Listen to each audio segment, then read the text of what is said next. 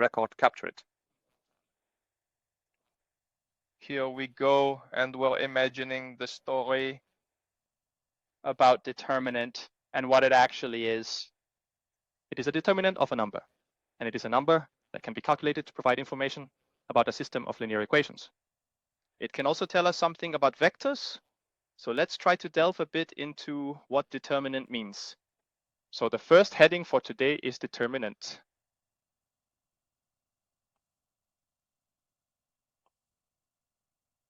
If you only have a number, one and only one number, and you want to find the determinant of that number, let's say the number is called A. So it could be 7 or 10 or negative 13. Then it's super easy to find the determinant. It gets a number, which then transforms the new blue number itself. So we quickly wrapped up that story. What's a bit more complicated is when you need to find the determinant of something that is not just a single number, but a collection of numbers placed into a matrix. So if you have a 2 by 2 matrix that looks like this, A, B, C, D, where there are 2 rows and 2 columns, that is what we call a 2 by 2 matrix. So this is a 2 by 2 matrix. And such a 2 by 2 matrix also has a determinant. And let me start by simply explaining how to calculate it. We saw this last time, so let's review it. And then let's go a bit into what it means. What you do is you take number times d number minus d number times d number. So you multiply across the diagonal, then subtract, and then you multiply across the other diagonal. So if I were to write it with symbols, it would be a times d minus b times c. And here I have just rearranged the factors to be in alphabetical order, but you can also write c times b here, of course, if you prefer. So you say this times this minus this times this, and from that you get a number. Out of that comes a number, and a number And has when been you count, calculated. you will then discover if it has been counted. Either being greater than 0, or if it will be less than 0, or if it will be equal to 0. These are the 3 possibilities. And what do these 3 options correspond to? Something one can understand. And if you are dealing with a 2 by 2 matrix, then geometrically it corresponds to dealing with 2 lines that intersect at exactly 1 point.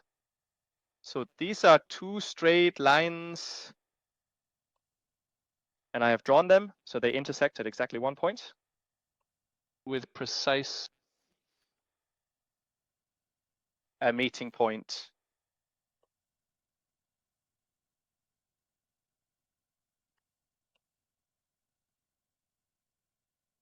And in this situation, where you have 2 lines, one could be called lone and the other called monis, in the situation where lone and monis intersect at exactly 1 point.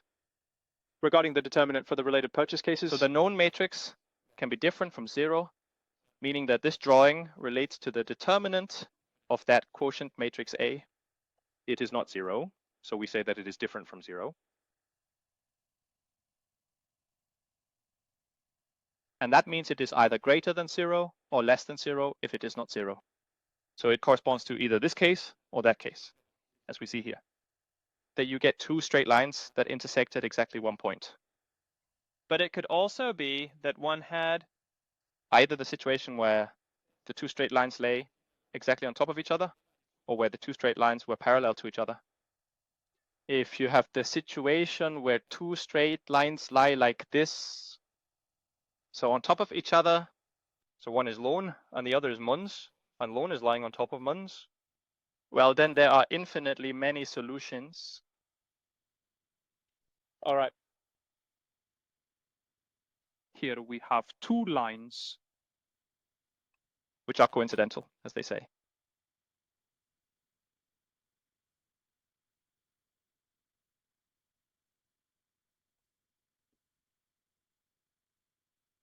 If the 2 lines overlap, then there are infinitely many solutions.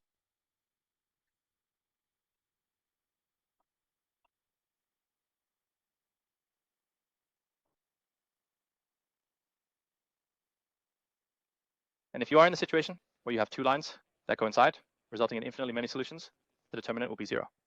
So here the determinant and the corresponding coefficient matrix will equal 0. So either we are in this situation where it doesn't equal 0, and then there is exactly one intersection point, or we are in this situation where it equals 0, and then there are infinitely many solutions. You can also have a determinant that is 0 where there is no solution. Then you have an inconsistent system of equations. And the coefficient matrix could still have a determinant of 0, but there might be no solution. And I could try to write up an example like that. So the third case is a case that, for example, could look like this. Let's say I have an equation that is called 2x plus 3y equals 5. It was one equation with two unknowns. And then I could have another equation called 4x plus 6y. Should I give up? Now, for those of you following along, you will notice that if you multiply 2 times x by 2, you get 4 times x. And if you multiply 3 times y by 2, you get 6 times y. But if you multiply 5 by 2, you do not get 8 times y. And here is an example where the coefficient matrix, here 2, 3, 4, 6, will have a determinant that equals 0. Take a look, because the coefficient matrix looks like this. 2, 3, 4, 6. And if we try to calculate the determinant of that coefficient matrix, then we get that the determinant of matrix A, What gives us that time minus that time? so that means 2 times 6, which is 12, minus 4 times 3, which is also 12. So we get 12 minus 12 equals 0. So here the determinant is 0. But we can't find an x and a y, so that it is 2 times a certain number plus 3 times a certain number. Both can equal 5, and 4 times that number plus 6 times that number can also equal 8. It is not possible. So there is no solution to the system of equations because the system is inconsistent. You cannot demand both conditions and then hope to find a z, x, and y that satisfy them. So this is an example where there is no solution, and it would be similar to having two parallel lines. The two parallel lines do not have any common points. So this corresponds to 2. Colors. Choose line.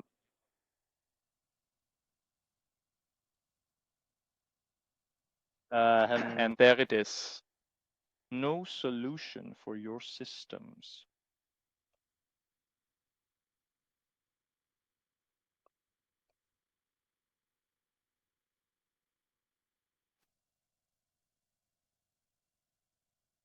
When the system of equations has no solution, we usually say the solution set is empty.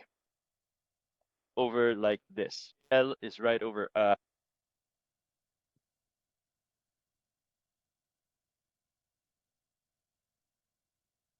So what is a determinant of something?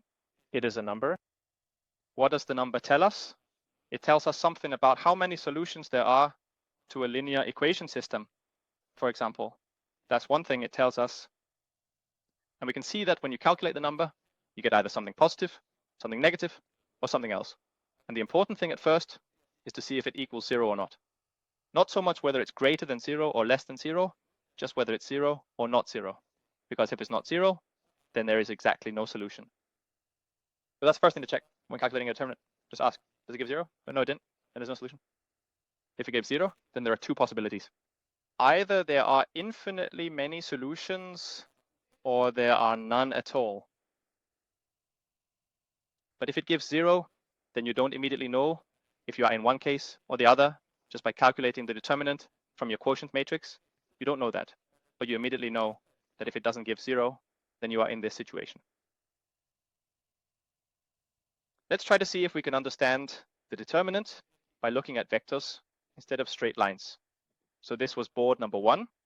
You can also interpret the determinant geometrically by looking at vectors. Great. Also in the first span, that was it, yes. may I erase blackboard 1?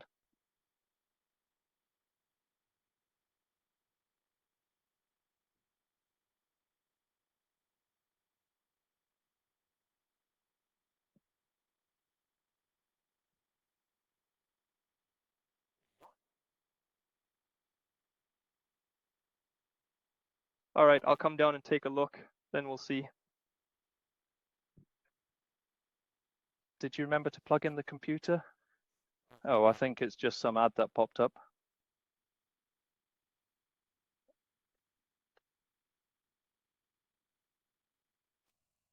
All right, I still think it's running smoothly. Yes, it is. There are no problems. All right. How else can one think of a determinant? Well, you can think of it as necessary to examine how vectors relate to each other. Imagine you have a vector, which I call vector A. Called 2/3. It's a vector that goes 2 out and 3 up, which means that if I were to draw it, I'd need to choose where to start. Let's say I start here at that point, and then I go 2 to the right and 3 up. 2 and 1, 3 as a vector looks approximately like this. This is my vector A. Let's then take another vector, B. And let's make sure to form this vector B so that it comes out We well. just want to multiply the vector by some number. Let's, for example, take vector A and then multiply it by 2. But even though it says 4 here and 6 here, And if we were to draw vector B, we would discover that it would lie on the same line as vector A itself. It said that vector A spans a line, specifically the line that passes through the vector. And we see that if we go 4 out and 6 up. Well, I hope I can draw it so it looks about right. Well, I'm landing then. Please look up here. And we can now see that vector B lands on the same line spanned by A. that's how two vectors are called linearly dependent. So here it is. Growth A and growth B. Linearly dependent.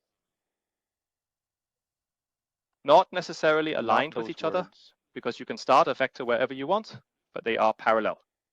You could well start vector A at that point, and then start vector B at a completely different point. But if you choose to start the two vectors at the same point, well, then they coincide. Just call it. They are equally dependent.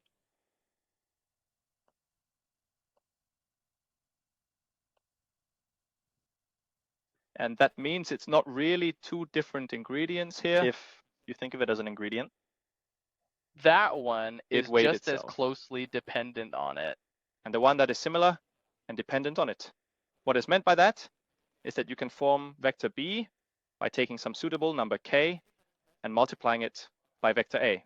If that is possible, then they are similar and dependent. If you have two vectors, if you can find such a k, I guess that's it. Cool. can be found such that the equal sign holds true, meaning A and B are similarly dependent. And that means it is not two different ingredients, it is the same ingredient, almost mentioned twice. So if this is flour for the pancakes, then this is just more flour for some more pancakes. It is not a new ingredient. If two vectors are indeed independent, it means they do not lie on the same line. So if one now had a vector B, there is a firmness 4 out of 6. then it's called, let's say, 5 past -1. Then the drawing will look like this. Vector A goes 2 out from a point and 3 up. So here is vector A, but vector B should now go 5 out and 1 down. 3, 4, 5, and 1 down, so it is here now. And the two vectors are said to be similar to independent. So here is A switches and B switches. Linear, independent. So they are separate ingredients. You can't reach one ingredient by terminating the other. No matter what you multiply vector A by, you can't get to vector B. And whatever you use to learn vector B, you can't get to vector A. They are independent of each other, which is called linearly independent.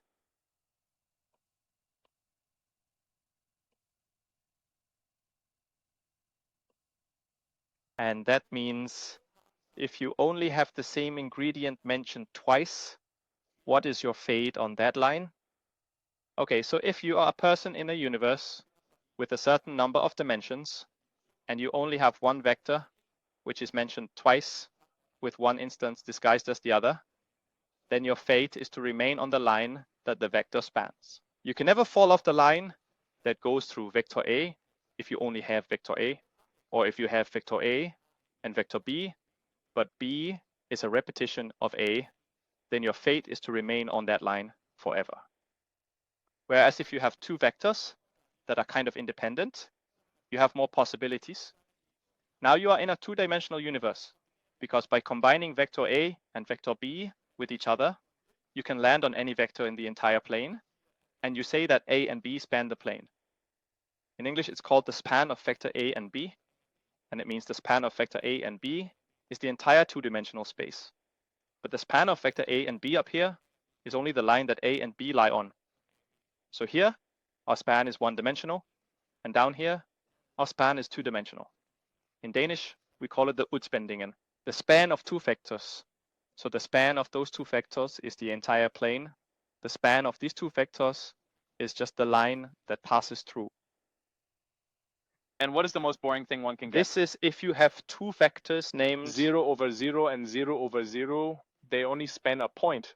Then I'm creative and sitting inside in it, Origo, enjoying oneself for all time and eternity. One knows nothing else. but you can see the more linearly independent vectors you have, the richer an experience you can have. And we are so fortunate that we humans have 3 dimensions to exist in, and then the temporal one.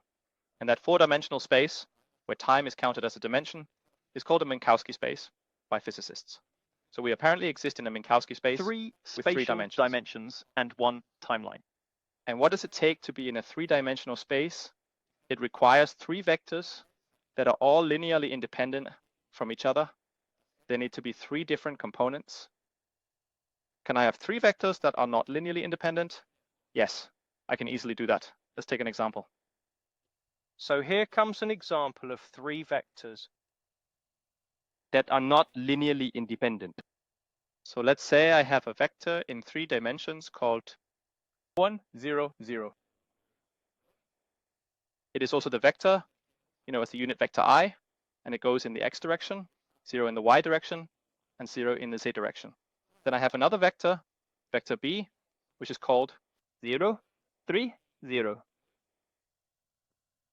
It is also the vector, as the unit vector j, because it goes 0 in the x direction, 1 in the y direction, and 0 in the z direction. And now I am introducing a third, and I promise to create 3 vectors that are not linearly independent. So I am creating vector c in such a way that it is just some number times vector a, for example, 4, if it is called like that.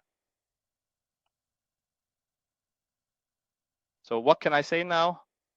Vector a and vector b, what do they span? They span the entire xy plane. So I'll just draw it.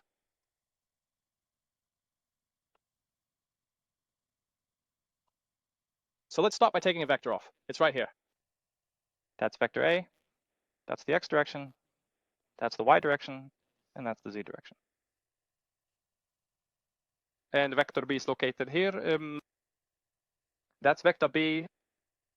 And now let's draw vector c, which is named 4, 0, 0. So it lies and extends all the way out here, almost lying on top of what I had called my x-axis. So this is vector c. And we can see that by combining A and B Vectors with each other can probably land anywhere in the entire xy plane. But the last weight is not part of New it. ingredients. There are 20 ingredients. Scaled by a factor of 4.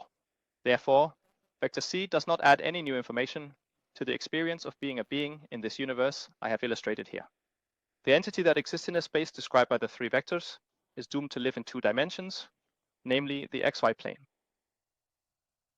So how much does it take to become 3-dimensional? It requires exactly 3 linearly independent vectors. And this holds true in general. In an n-dimensional space, n linearly independent vectors are required to span it. Because if you have fewer than n, you cannot span it. And if you have more than n, you have some that overflow. Then you have some that could extend even further. If you have n plus 1 linearly independent vectors, then you are in the n plus 1 dimensional space. And what you will discover is that if I find the determinant of this vector pair, I will get something different than if I find the determinant of that vector pair. Let's try it. That is the determinant for the vector pair called A, B. then I should write that it is the determinant of the 2 by 2 matrix that looks like this: 2, 3, 4, 6. And that gives this times this minus this times this. So that gives 12 minus 12, which is 0.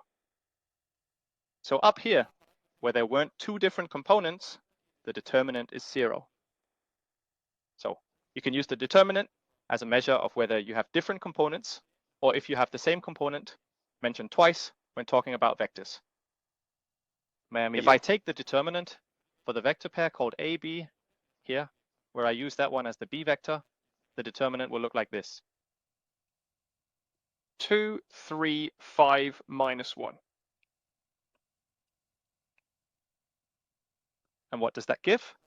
It gives 2x minus 1 minus 3 times 5, so it must be negative 17. And then some might wonder, what does the number minus 17 mean? Well, initially it just means that it's not 0. And because it is not 0, it is like being dependent. We will discover later today that the number minus 17 means something on its own as well, beyond just not being 0. It tells us something very precise about how the two vectors relate to each other. And we will get to that when we start on the topic called linear transformations later today. And over here, what would my matrix look like here?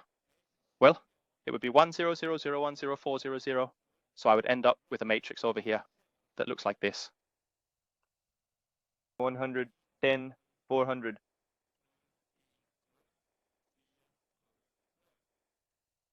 And you can also find the determinant of it. We just haven't learned how yet. So let's now look at how to find the determinant of a 3 by 3 matrix.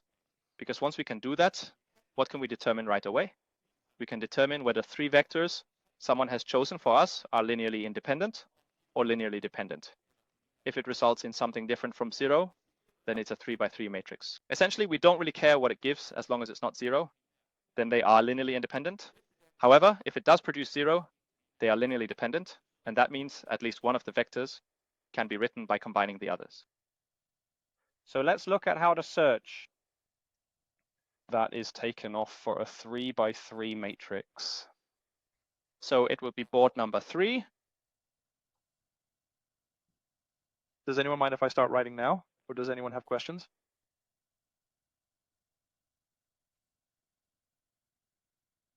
It might come. Maybe the question is for the future. Haha, yes.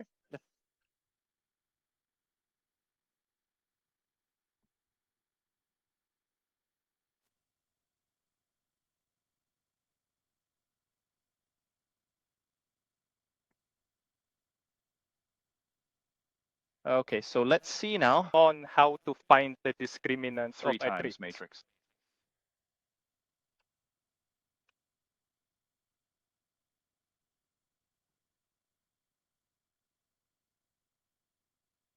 And what do we mean when we say 3 by 3 matrix?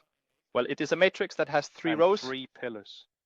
And if we were to write it with symbols, it could be called A, B, C, D, E, F, G, H.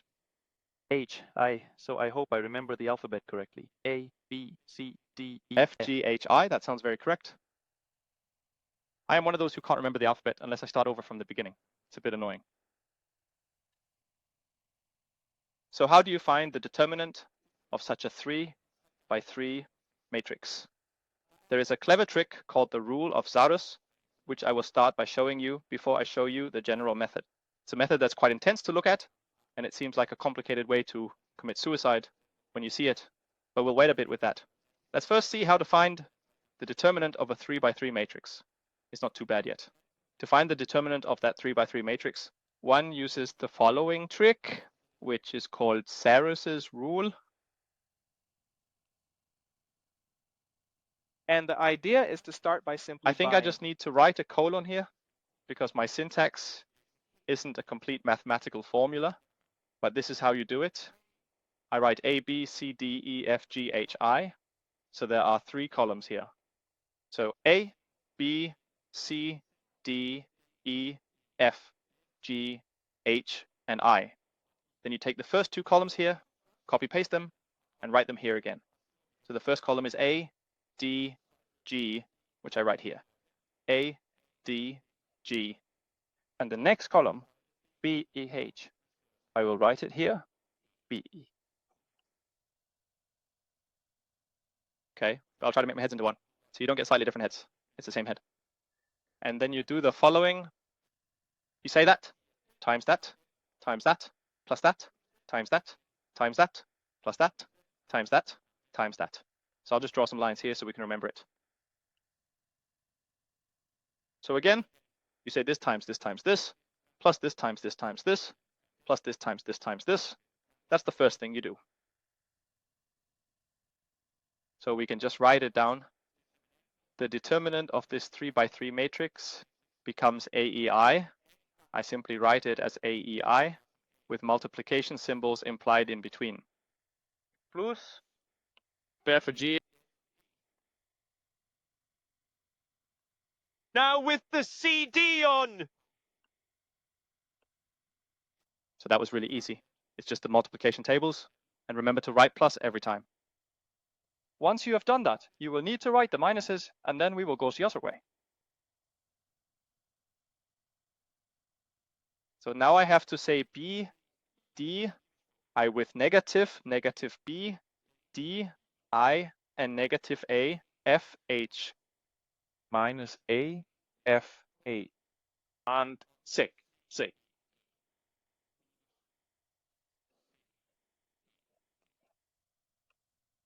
And out of that comes a number. And it is the number for the determinant of a 3 by 3 matrix. So you can see it suddenly becomes more complex than just saying that times that minus that times that, which is what we did with the 2 by 2. And believe me, it gets really complicated if you have to find it from, say, a 6 by 6 matrix. That's when you're really grateful for the invention of the computer. So let's try to calculate an example where we use the Saris rule. And why not use the 3 vectors I found earlier of B and C, where C was a repetition multiplied by a factor of 4, if you remember that from the board right before. So let's try to take an example. I previously created 3 vectors. Vector A was 1, 0, 0. It was actually the same vector as the unit vector. And then I created vector B, which I named 0, 1, episode 0. It was indeed the same vector as unit vector J. And finally, I came up with a vector C, which is simply that one multiplied by 4. So we already know in advance that these 3 vectors are linearly dependent. And what should the determinant ideally be? For if it gives 0, then they are linearly dependent. If it gives anything other than 0, then they are linearly independent. Let's try to write down the matrix it contains. These 3 vectors, 100, 0, 1, 0, 400. And let's see if we can find the determinant. And we hope it gives 0. We know it should give 0. So how do we find the determinant using Saris rule? Yes, we just write 1, 0, 0, 0, 1, 0, 4, 0, 0, and then we can copy from the first 2 columns and write them again. So 1, 0, 0, and 0, 1, 0. And then something begins to happen. That times that times that, it is 0. Plus that times that times that, it is 0. Plus that times that times that, it is 0. Minus that times that times that, it is 0. Minus that times that times that, it is also 0. Minus that times that times that, it is also 0. So it is 0. So you can see quite quickly, just by looking at it, that the determinant is 0. And that's obviously not surprising, because we made sure to construct vector C so that it was a constant multiple of vector A, making it linearly dependent on vector A, and therefore the determinant is 0. And by the way, that's why the word determinant is used, because that number determines whether a set of vectors presented on a silver platter is linearly independent or linearly dependent. That's what the determinant can determine for you. But it can determine something deeper than that, and we will get to it later today. There is more it can reveal. Good evening. So this is the same as saying that The vector set A, B, and C, this vector set, is just closely dependent. It is closely dependent.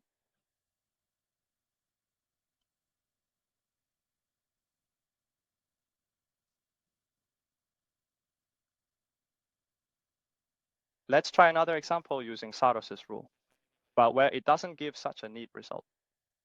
So let's try to make example 2. So I'll just invent a 3 by 3 matrix. And you can see how inventive I am now when I write 1, 2, 3, 4, 5, 6, 7, 8, 9. There was another way to do it, but I thought.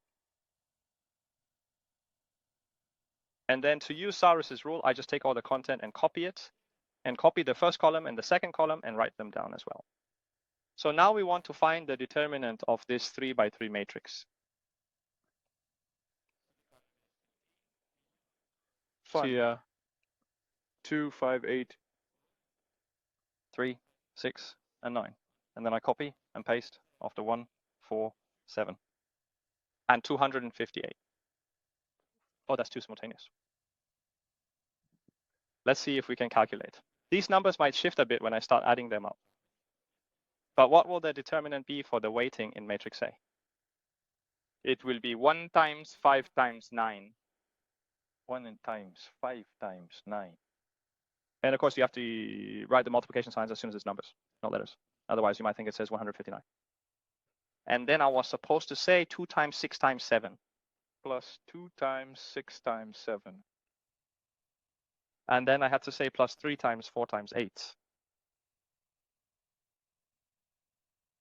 I really hope I can manage this. Then I have to say minus 2 times 4 times 9.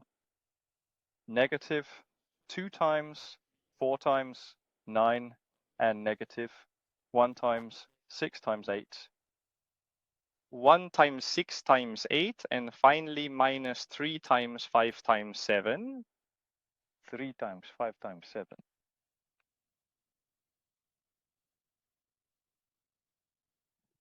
And then you could start calculating it, overdo it, or simply not overdo it. 1 times 5 is 5. 5 times 9 is 45. So I have 45. And here it says 2 times 6 is 12 times 7, which is 84. And here it says 3 times 4 is 12, times 8 is 96. And what does it say here? It says 8 times 1 is 72, so minus 72. And then it says minus 6 times 8, which must be 48. And here it says 15 times 7. That's 70 plus 35, which is 105. So minus 105. So you must have been exaggerating more and more in that equation. One should never calculate in public. You have to be careful with that. Now I need to get myself together to add all this samba here. That makes 180, 180, 225. So I think this probably makes 225. Yes, that makes 20. And what does it say here? These two, it must be something with 120 minus 120. Minus 225. Is that correct? And 225 minus 225 will become 0.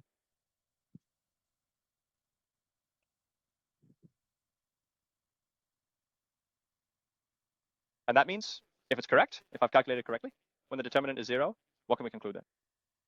These three are linearly dependent. So at least one of them can be expressed by linearly combining the others.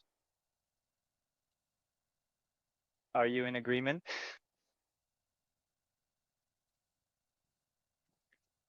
Okay, the next board, which will be called board 4, I want to apologize for in advance. Now I will write a formula, explains how to do it generally. Over in the kitchen. I usually have you write it down. I am now going into the oral exam. You just need to know how to use the formula. Because writing the formula down looks like a very advanced way to do away with oneself. Let's move to board 4, and then I'll show you how to find the determinant in general, no matter how large the matrix is. May I show the symbols now?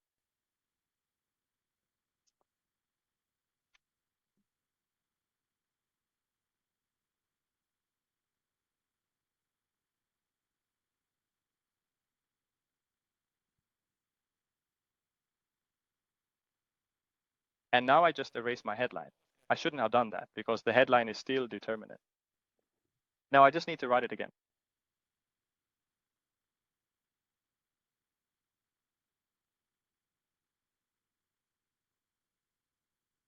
So imagine now that you have a matrix in general. And what kind of matrix should it be? It must be square. You cannot find the determinant of a matrix that is not square. There must be an equal number of rows and columns. So here comes a general n by n matrix.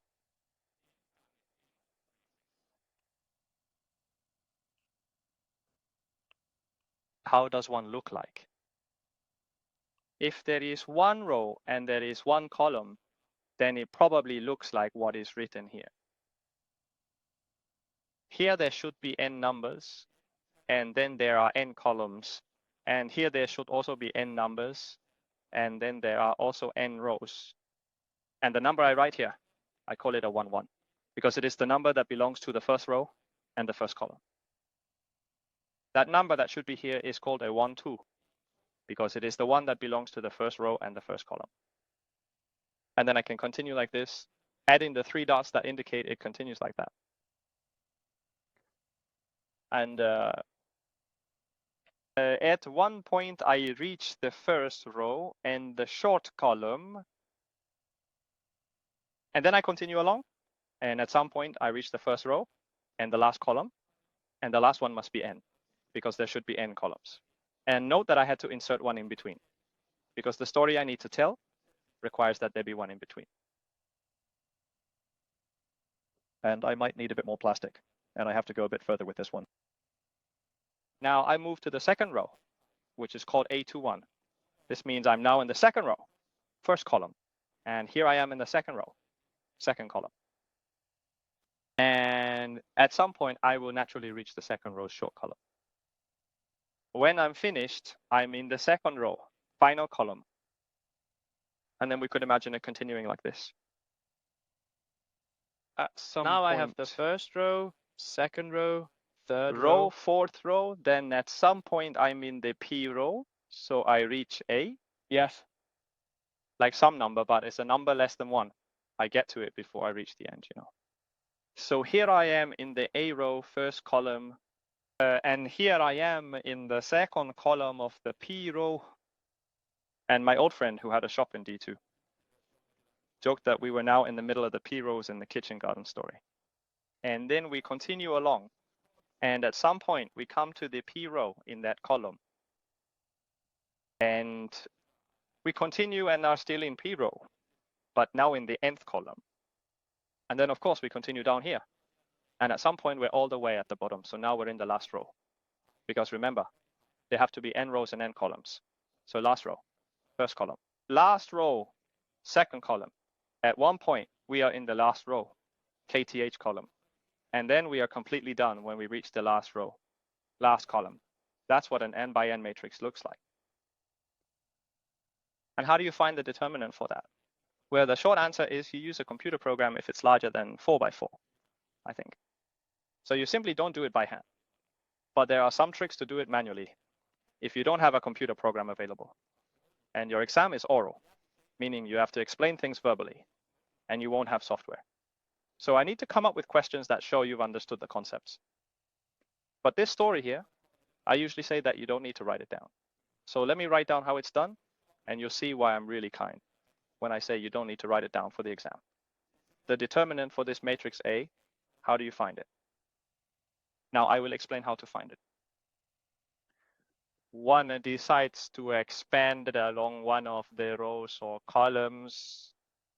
And because I have now written up this P row, So I decide that the formula I write down refers to the first row. But the formula works no matter which row you expand along. And the formula also works no matter which column you expand along. And exactly what that means, you'll understand shortly when I give some examples. But right now, I would like to develop After investigations.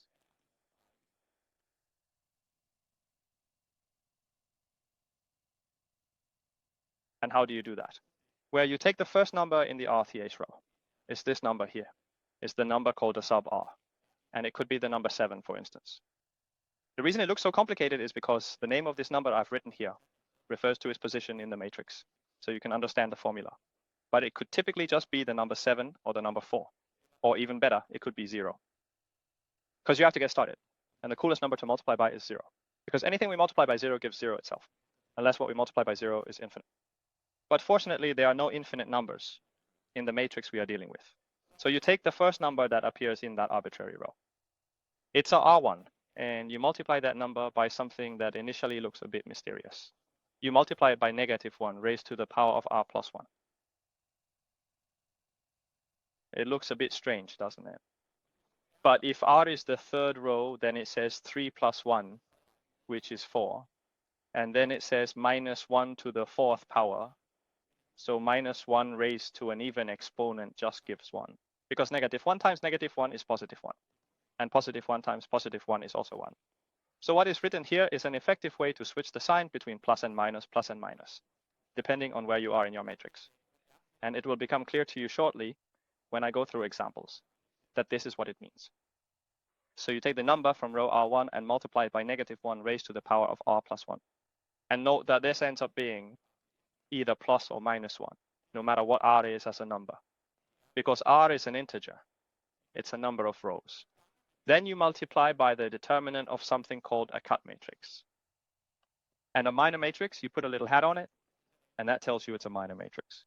And you might as well just underline twice to be absolutely sure that it is a matrix. And it should be the submatrix that results from removing the row and the first column.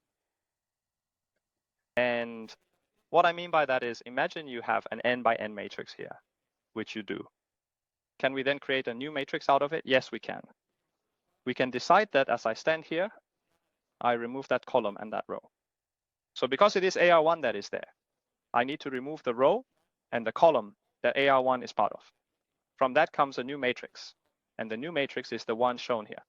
This is what's called a cut matrix. It is the matrix that results from cutting into the original one. Slice. In such a way that you remove the column. The coefficient is in, and the row the coefficient is in. That is a minor matrix. And we are not done yet. Now that we have covered that, let's move on to the next topic. So now it should be a plus. Then I write AR2. And it should be multiplied by -1 raised to the power of R prime plus 2. Note that if this was 1 before, then next time it will be -1. Because if R was 3, it says 3 plus 1, that's 4. And -1 to the 4th power is 1. But -1 to the 5th, because there's one more here, that's -1. So I just changed the sign. It just looks complicated when you write the formula down. But it's simply a sign change you've made in general. And what do you multiply this by? You multiply it by the determinant of a certain submatrix. So it gets a hat because it is a minor matrix. And which minor matrix is it? It is the minor matrix that results from removing the row and column where the coefficient is located.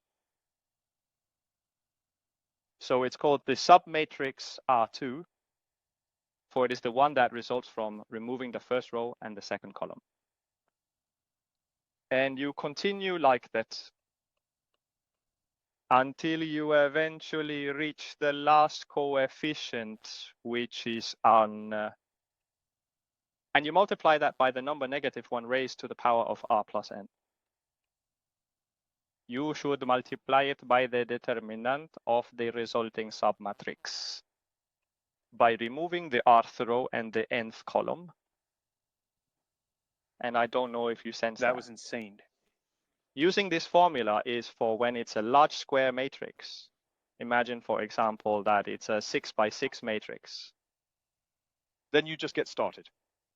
And as soon as you start, you need to be able to find the determinant of a 5 by 5. Because this one has 1 dimension less on each side than the original, since I've removed a row and a column. So to find it, I have to use the formula again. So now to find a 5, I need to find a 4 many times. And to find a 4, I need to find some 3s many times. And then at some point, you have to find 2s. And they are easy because it's just that times that minus that times that. So that is the general method. But you will not be held responsible for explaining it until the month of the exam, because we never use it. I'm using all This of yours. method. because we do something clever before we start. We make sure to have as many zeros as possible by performing row operations. Just like when we created chaos in the ground, elimination. You perform row operations on your matrix first before finding the determinant. And then you avoid having to use this formula in its entirety and fully work it out. So you avoid dying an early death, you might say. So let's now try to show an example of how to find the determinant. Is a 3x3 first? So here comes an example. And why not use the example I've already calculated? 1, 2, 3, 4, 5, 6, 7, 8, 9. But now with this formula. So example 1, I have a matrix A which is called 1, 2, 3, 4, 5, 6, 7, 8, 9.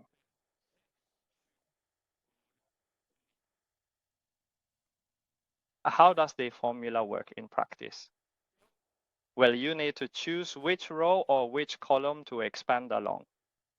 Let's say we expand along the first row. Let's just write that to the laser. We develop. After. First. Column or row. First row. We could have chosen the first column, but now we choose the first row. So I start here, and then I use this formula. The first thing I need to do is take the first coefficient in the row I'm expanding along. And who is that? Well, it's the number 1. So the determinant for matrix A gives 1 times what? Yes, the formula says 1 times -1 raised to the power of something. So I write times -1 raised to something. Raised to what? The row number plus 1. Which row was I in? First row. Then I need to raise to the power of. What does -1 squared give? 1. So this was just a sign. It became plus. I then need to multiply that by the determinant of the submatrix that results from removing the row and the column I am currently in. Which row are you in? First row. Which column are you in? And there I start in the first column. Which matrix is left when I remove that row and column? It's this one. Now I just need to find the determinant of that. So I write 5, 6, 8, 9.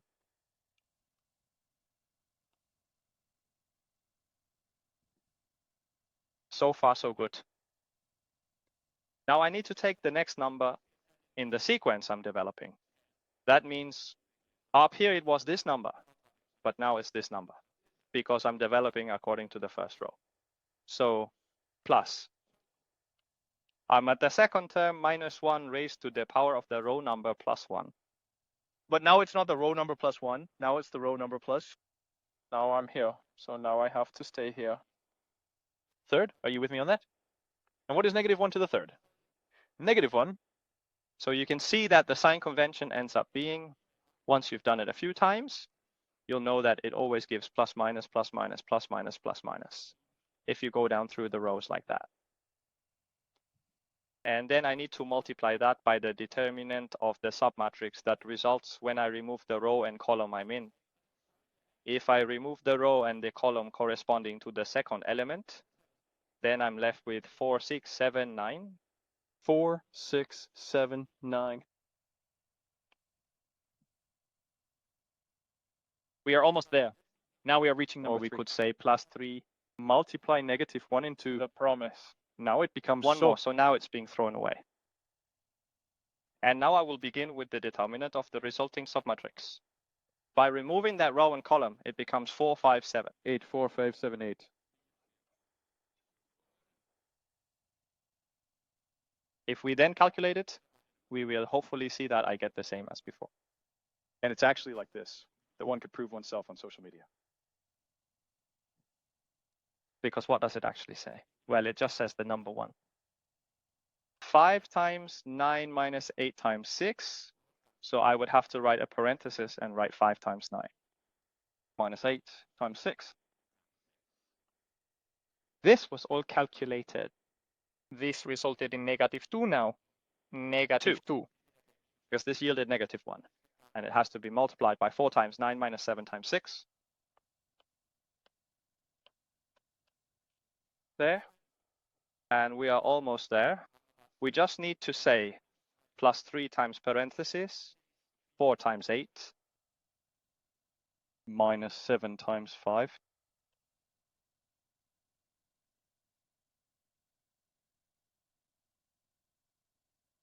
So what do we have here? Here we have 45, here 48, 45 minus 48, that must be negative 3 times 1, that's negative 3. But please keep an eye on whether we calculated correctly. What does it say over here? 36 minus 42. It must be negative 6. Negative times negative is positive. So that gives positive 12. Do you agree? Yes? And finally down here, you have 4 times 8, which is 32, and 7 times 5, which is 35, that's minus 3, and minus 3 times 3, which is minus 9. So you can see it reads minus 3 minus 9, that's minus 12, plus 12, that's 0.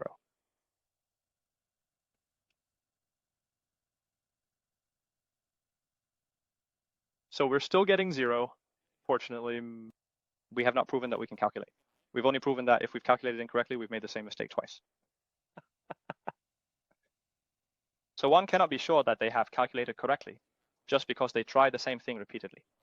But the probability increases when 2 completely different strategies are used. So what can we conclude about whether these 3 vectors are linearly dependent? Do they span the space? No, they don't. What do they span then? Either the plane or the line, we don't know yet. The only thing we know is that they do not span the space. So the beings that live in this universe do not live in 3 dimensions, but we know they live in either 2 dimensions or 1 dimension. That's all we know.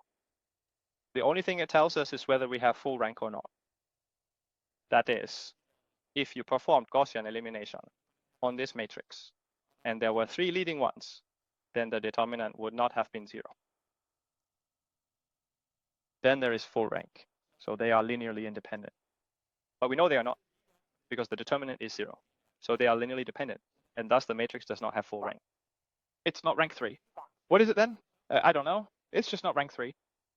If I needed to know if it was rank 1 or rank 2, I would have to examine it closely and perform Gauss-Jordan on it to see how many leading ones I could produce. That makes sense. Well, it looks like it's time for a break. So let's say we'll meet again at 2 minutes past the half hour. I hope you had a good break. We will continue with a few examples on how to find determinants. Then we will conclude and make some discoveries along the way. I will give you some exercises to practice, and we will pause the recording in the meantime. So here comes another example. If one has a 3-dimensional coordinate system here, and that is what is called a right-handed coordinate system. And let me just explain what that means. Here's the x-axis. This is the y-axis. And this is the z-axis. And the way I've named the axis here, this is a right-handed coordinate system. Because when you say the 3 letters x, y, and z in alphabetical order, they are precisely in that order x, y, z. And you should be able to take your right hand and let your thumb point in the x direction. Then you can let the index finger point in the y direction. And if you extend the last finger among the first 3, it should point in the z direction. If you can do this with your right hand, then the coordinate system you are dealing with is a right-handed coordinate system. X, if it only works with the left hand, then it's a left-handed coordinate system. And we call it an inverted or flipped coordinate system. And we almost always use right-handed coordinate systems. But it turns out that when a determinant becomes negative, you flip from a right-handed coordinate system to a left-handed coordinate system. But here is a coordinate system with an x and a y and a z direction, and a vector that now starts at the origin and is 1 unit long. It has been given the name I, and it is a unit vector with a length of 1, and I has the coordinates. And it goes 1 in the x direction and 0 in the other 2 directions. Similarly, I have a vector that points in the positive y-axis direction. It's named j, and the j unit vector therefore has the coordinates 0, 1, 0, because it does not go in the x-axis direction, but it goes 1 in the y-axis direction and does not go in the z-axis direction. And finally, we have the one that lies here. That is the k unit vector. And the k unit vector then has the coordinates 0, 0, 1. 0, 0, 1. And now I could try in my example 3 to form a matrix from the 3. And we know beforehand that all these three vectors are linearly independent. Why? Well, because you cannot form vector j by multiplying a number with I. Why not? If you multiply a number with vector I, you remain on the line that I spans. It comes over to j. If you multiply j by a number, you remain on the line spanned by j. And therefore, you cannot form k with j. So kj and I are three linearly independent vectors. And what should the determinant give for the matrix containing them? Certainly not 0. Let's try to see what it gives. So let's form the matrix A, which includes these three vectors, namely 1, 0, 0, 0, 1, 0, and 0, 0, 1. And as soon as you look at it, I hope you realize that it is a unit matrix in 3 dimensions. It is a 3 by 3 unit matrix. It is also what we call an identity matrix. And if we were to try to find the determinant for it now, well, then we could try to expand along the first row. Let's try to find the determinant for matrix A by expanding along the first row. So we just write here that we are expanding. After first. Hello again. So how did we do it then? Yes, we said that number times negative. 1 raised to the 1 plus 1. But negative 1 raised to the 1 plus 1 is just 1. So here it should be a plus. So this is the sign convention. Plus minus plus. So we don't have to think about it anymore. So that gives 1 times the determinant of that state. Submatrix obtained by removing that column and row? Well, then I just need to find the determinant of these down here. And what does that give? That times that minus that times that. That also gives 1. See you today. Then I move on and say plus 0. The determinant of the submatrix comes from removing that column and that row. I don't care about that because I'm multiplying by 0. So it just gives 0. And here, I multiply by 8 again. So I don't care what I multiply with after 0. I know it's not infinite. So it can never be anything but 0. So it all just gives 1 plus 0 plus 0, which is 1. So you can now see that the identity matrix has a determinant of 1, where it contains 3 linearly independent vectors, I, j, and p.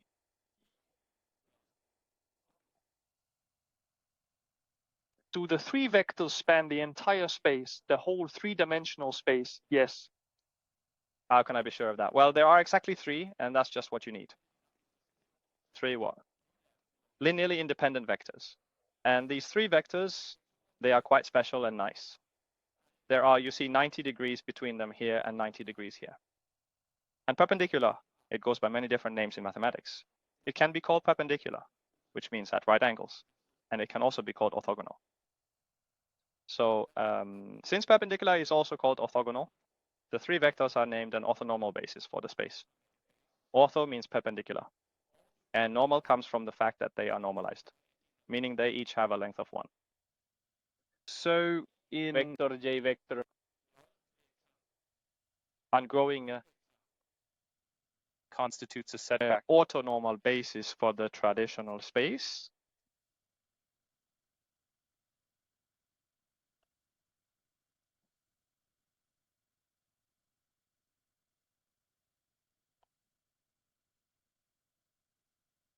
And then there are mathematicians. They have come up with the idea that if they need to refer to the 3-dimensional cry, they just write it like this. Is that the only way to form a space in 3 dimensions by using I, j, and k? Not that I. There are infinitely many ways to form a space. The only requirement is that you have 3 vectors that are linearly independent. Do they need to be 1 long? No, they do not. But if they are unit length, then you may use the term a normal basis. Do they need to be perpendicular to each other? No, they do not. But if they are, then you can call it an orthonormal basis. And if they are both, then you can call it an orthonormal basis. And that's where the word comes from. It's to indicate that here is a very special, elegant basis for the space. Namely one where all the vectors have unit length and are mutually perpendicular. What happens if you swap 2 rows? Are you allowed to do that when calculating a determinant? Yes. Let's just try it. Let's try to create a new matrix. I call it the B matrix. And I create it by simply swapping 2 rows in the A matrix. So I write, for example, 0, 1, 0 on top. So I swap 2 rows, and then I write 1, 0, 0. And finally, I write 0, 0, 1. What do I get now if I calculate the determinant of B? It would be cool if I get the same result, like if you can just swap 2 rows without any issue. Let's explore that. So let's try to find the determinant of matrix B. First, I expand along the first row. So what do I get? I get 0 times the determinant of the submatrix that results from removing that column and that row. But 0 times anything is ultimately 0. So first, I get 0. So then I come to that. But I should remember there was supposed to be a minus, because the signs were plus, minus, plus. So now it's minus 1 times. That's the determinant of the submatrix obtained by removing that column and that row I'm in. And if I remove that column and row, it results in 1, 0, 0, 1. Then what is the determinant of that? What does it yield? That times that minus that times that, which gives 1. Did you get that? And finally, there is a 0 again, and 0 times anything gives 0. So now the determinant is negative 1. Well, what does that correspond to? Because I have swapped 2 rows, it corresponds to having a left-handed coordinate system. What we learned from that is you can swap 2 rows when calculating the determinant. You just need to be aware that the sign of the determinant changes. So swapping 2 rows is a legitimate operation. If you remember what consequence it has for the determinant, it changes sign, and we should make a note of that. It's crucial.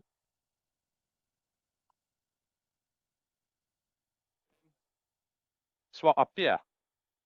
Redraw if 2 rows are swapped.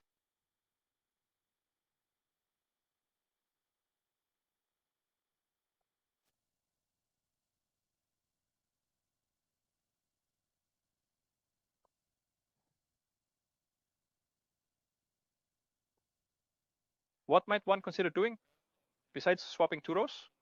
Well, one might want to multiply a row by a number. Let's try to form a new matrix C. Yes, matrix. Where I have taken the original A matrix here and multiplied one of the rows by a number. Let's say I multiply this one by 3, the top row. Then it will read 3, 0, 0, 1, 0, 1, 0, and 0, 0, 1. What do I get now if I calculate the determinant of that one? Yes, the determinant of my matrix C. And I expand again using the first row.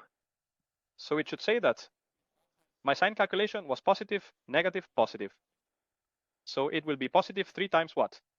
It's the determinant of the minor matrix that results from removing that column and that row.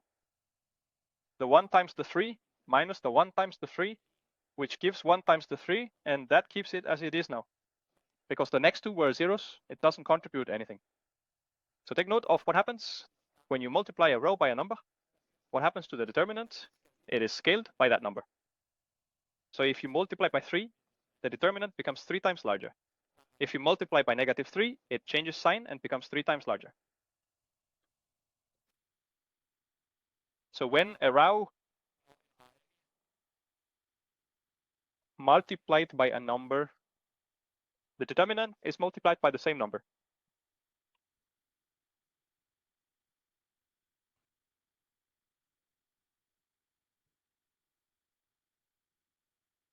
Oh, now I've forgotten to write it online. Can I find some space to write it here? Well, until 10 minutes. Okay, that's when it first starts to go well overall.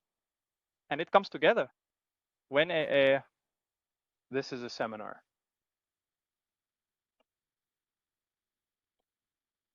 Ganges. with a number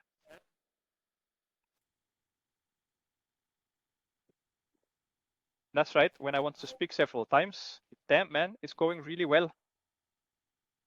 Now, a row. Yes, Christian, Ganges. the same with the same numbers.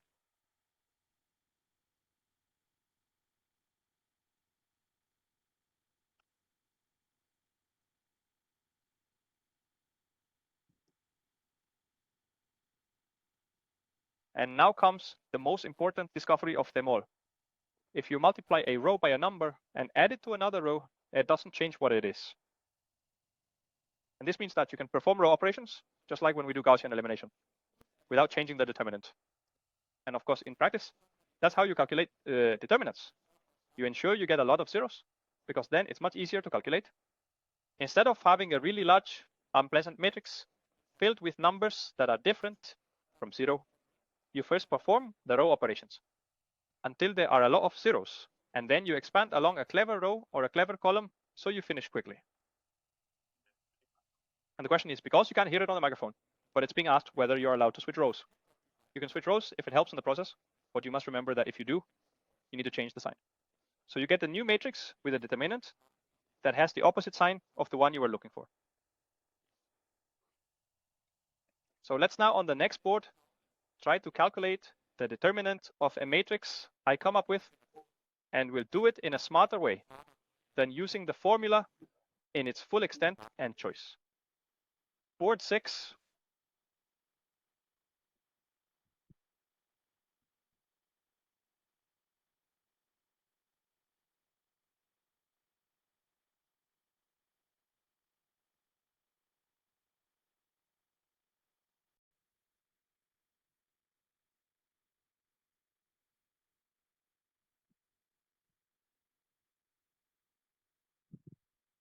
Here comes another example. Let's say we have a matrix A called 1, 2, 3. Noel. 1, 2, 3. And 0. And 0. And a few.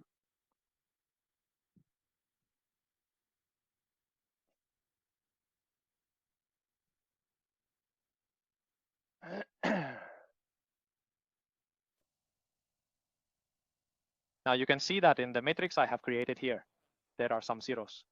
And because there are some zeros, it's actually clever. And expand along a row with the most zeros, or a column with the most zeros. And which of the rows has the most zeros? Well, there's one in the last row, so it might make sense to expand along the last row. But you could also choose to expand along the first column.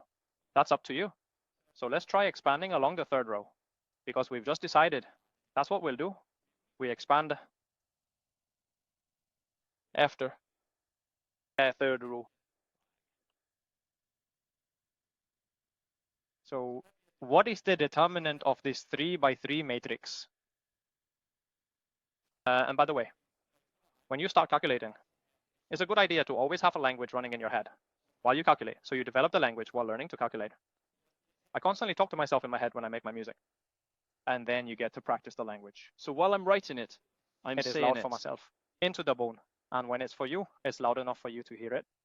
But that's a good idea to do it, because otherwise you will never learn all those many expressions. So what should we do to expand along the third row? Well, we take the first element in the third row and multiply by something. But we're not concerned with what it is, because it results in 0. Plus, then we take the second element in the third row and multiply it by something. But we don't care what it is, because it still results in 0. And finally, we have to remember that we're here now.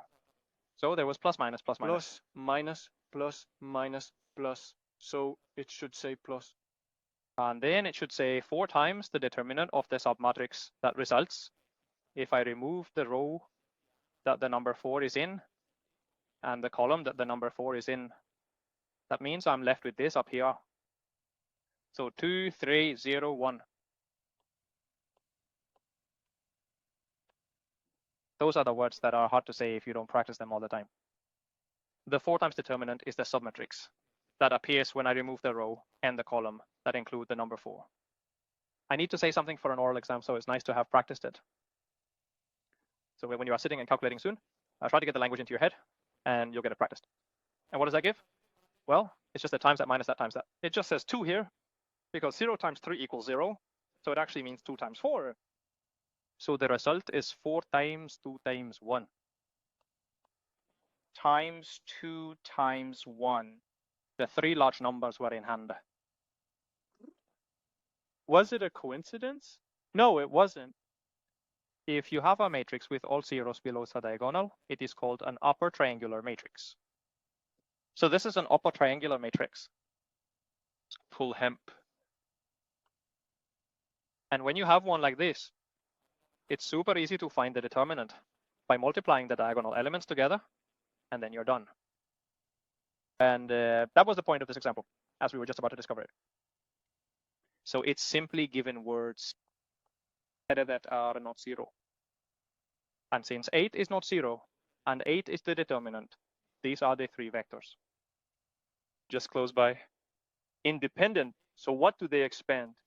The entire 3-dimensional space. So one could very well be a being living in this skewed Crank space, where the axes are not arranged at right angles. But you can enjoy living there just as much. It's just as valid a universe to live in as ours. You can actually reach any point in space with 3 similar independent vectors, whether they are perpendicular to each other or not, as long as they are similar and independent.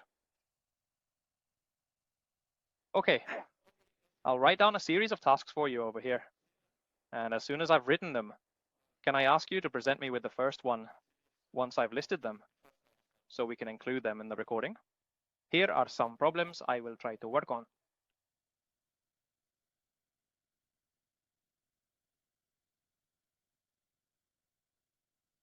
In all cases, you just need to calculate the determinant. It is straightforward. By hand calculation. The determinant and the following matrices.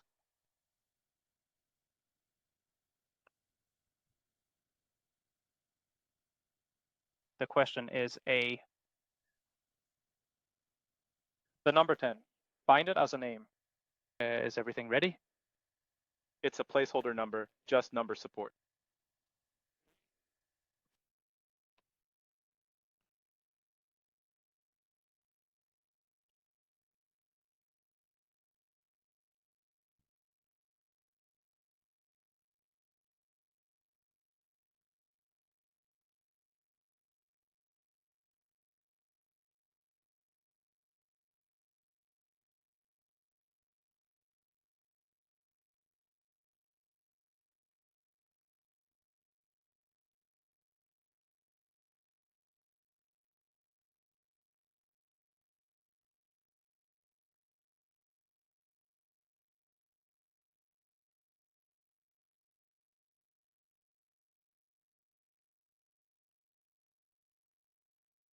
You can pause the recording now, and then we'll work on those tasks. Let's try to work them out on the board and see if we agree on those 4 problems.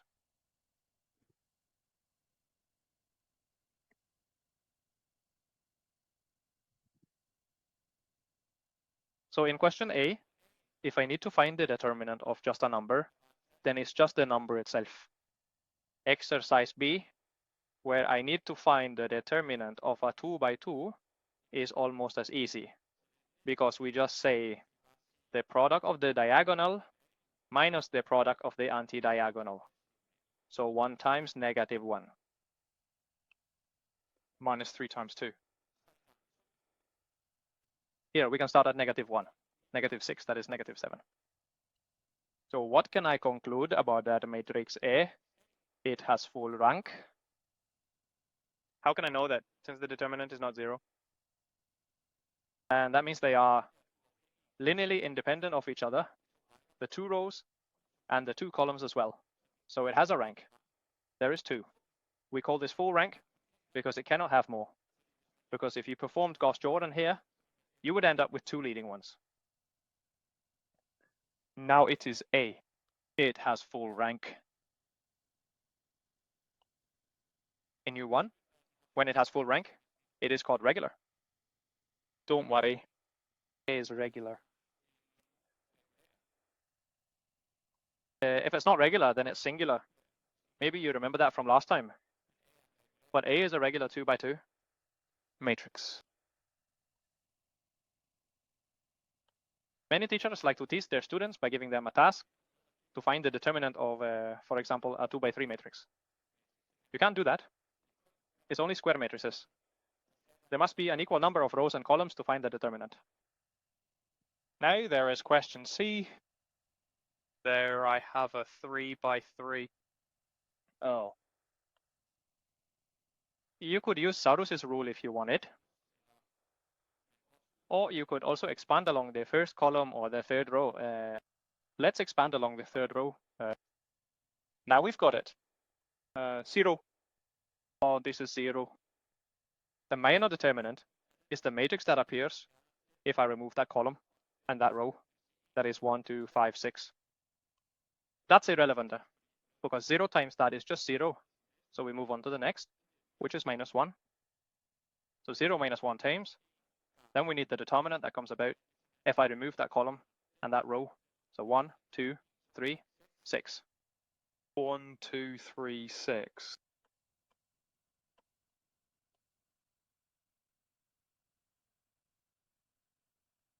And finally, I have to write plus, then plus minus 1. Multiply, then I should remove that row. So it's 1, 1, 3, 5.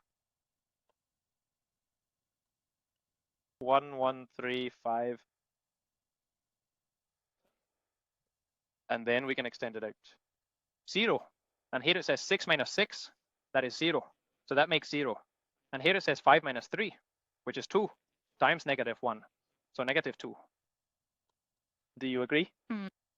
And that must mean that the 3 rows are linearly independent. And since they are linearly independent, that matrix has rank 3 because you could produce 3 leading ones if you eliminate. So we can write it like this. The rank, maybe you remember, is similar to One independent. uses the symbol RO for rank. The rank of this matrix A is 3. So what does that make it? A regular square matrix. So A is regular. What does it mean for a matrix to be regular and square? It has an inverse.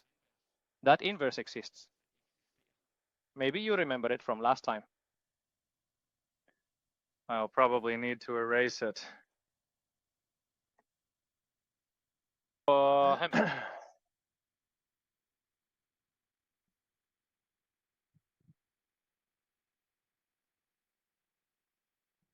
First, the target D.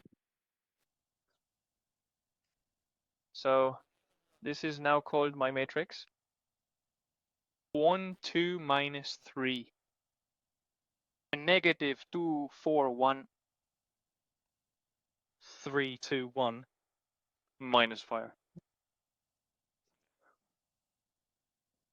And then one could try to get some zeros first.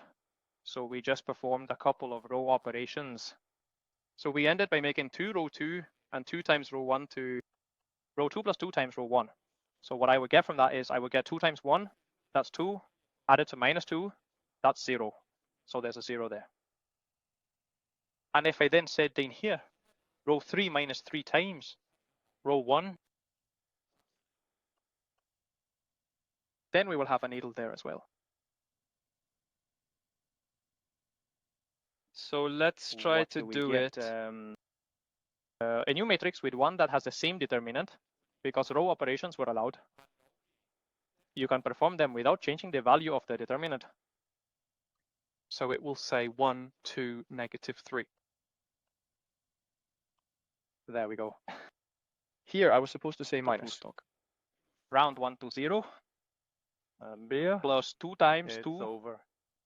Yes, see you. 2 times negative 3, that's negative 5. Then we jump down here. 3 minus 3 times 1 is 0. 2 minus 3 times 2 is negative 4. And negative 4 plus 9, that must be 5. Not the same as me. Maybe I can't count on that. So what we can see now is that we have a column with 2 zeros. And then it's smart to expand along that column. Are you following? So now I take the 1 and multiply it by the determinant, and I've miscalculated its place. 3 minus a row minus 2. Is it 8? Is that right? Let's see. 4 plus 2 times 2.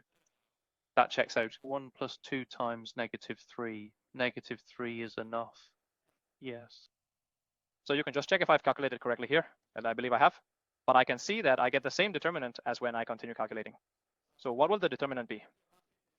Well, now I can just find the determinant of my original matrix A, because I know it gives the same result as the determinant of this one, because I have only done row operations.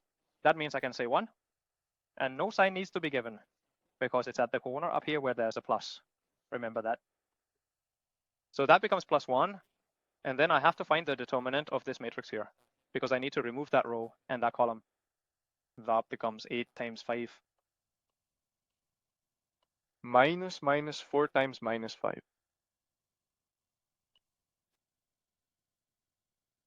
And then we can calculate a bit further on it. So here we have minus times minus, which is plus. So that gives 20. Then we have 40 minus 20. That is 20. So I hope you got the same result. So that's one way to compute the determinant, by doing some clever row operations first before starting. You could also have just used Saurus's rule directly without worrying that none of the numbers are 0 and just push through.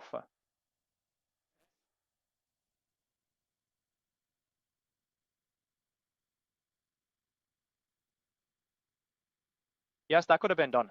Someone asked if you could have made this -4 disappear. Yes, that could have been done. And then you would have had an upper triangular matrix. And then you could just have taken the product of the diagonal elements.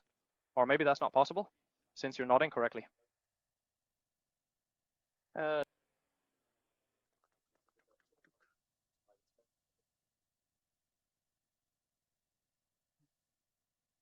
We say thank you. Travel. Act. 2 times row 1 and add to row 3. Is that what you said? Well, then you end up ruining that 0. Yes, if you can do that. If you can form an upper triangular matrix with zeros below the diagonal, that's clever.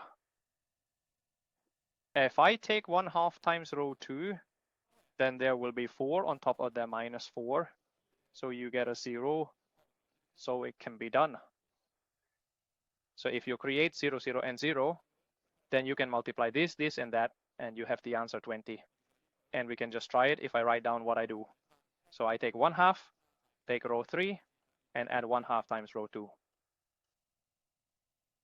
We still get 1, 2, minus 3. And here we haven't done anything. So it still says 0, 8, -5. Then I take that one and add half of that, which gives 0. And I take that and add half of that, which gives 0. And this one plus half of that one, which means 5 minus 5 halves. What is 5 minus 5 halves? Here it is 10 halves. Minus 5 halves. It must be 5 halves. Let's see if it checks out. 1 times 8 times 5.5. That makes 20. It's correct. Because we multiply 8 by the 45, which is 20. So you could have done that here as well.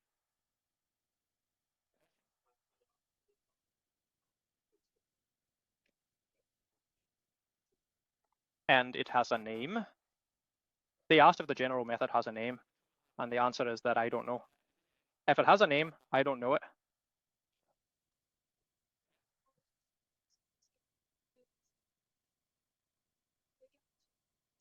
For the exam, you must explain the significance of a determinant.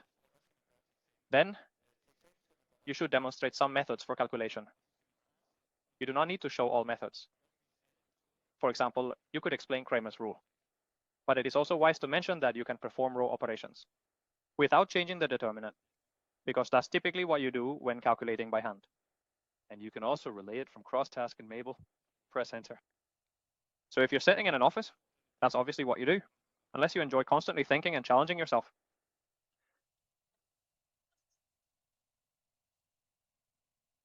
I think this is much easier if it's a 4x4, 5x5, or 6x6 matrix, given Saurus's rules. Not only because you've already mastered a 3x3 matrix, but also because you can get zeros. And the more zeros you get, the easier it becomes to calculate. And if you can get zeros all the way below the diagonal, then you just take the product of all the diagonal elements and you're done. This is probably the method. Perform row operations and then expand along the row or column where you have the most zeros. Then you'll get to the challenging part instead. Okay, it's time to get started. A topic that is very closely related to something we've covered before, which is called linear transformations. So it's coming up now. So let's get our pencils ready and get started with it.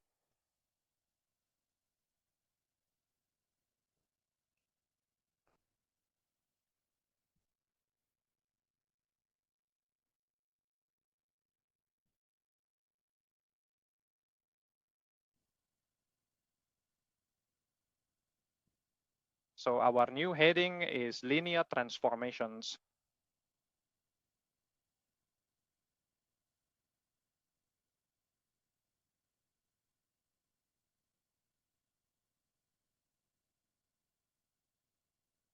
And to explain what linear transformations are, let's start by briefly reviewing what a function is. And we have done that once, but let's just do it again. A function is something that takes an input x, does something to it, and generates an output y. And usually there's a drawing where you show an input being fed into a function machine. And inside, something happens to x, and out comes a new number y.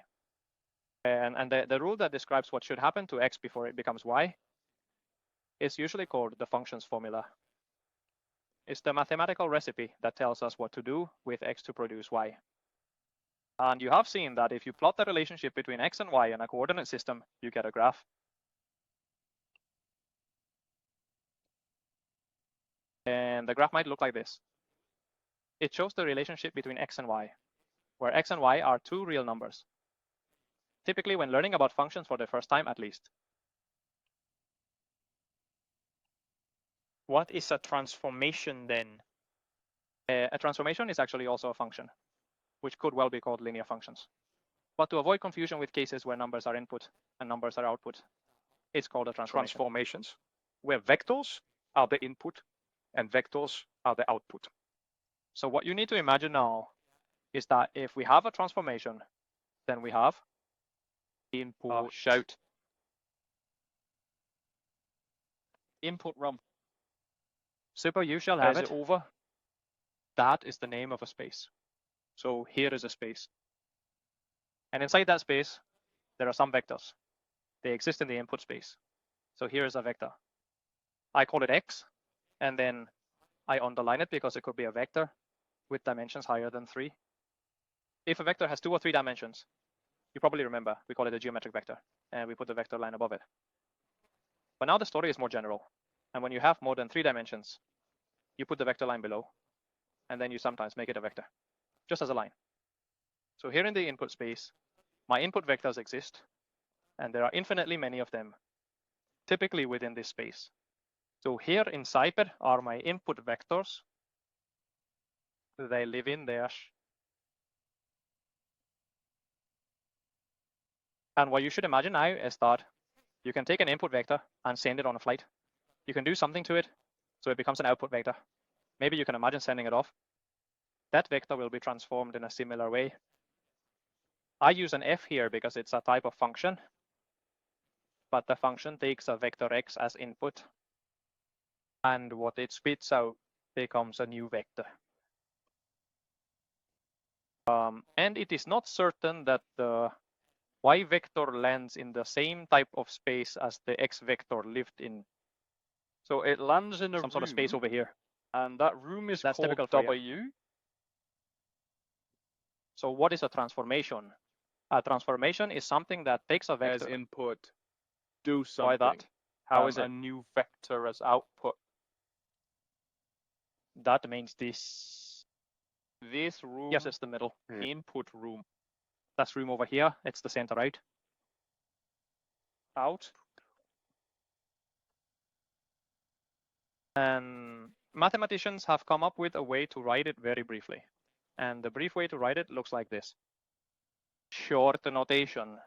Notation simply means the way to write something. And the short notation looks like this. You have a function f. Which sends you from a vector space into another vector space. That's how you write it. So when you see something that looks like that, you cut through intuitively. A function f takes me from the input space v to the output space w.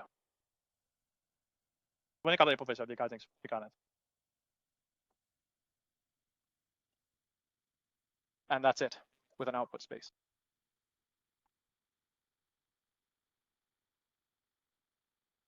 And then one might ask, what does it mean that it is linear?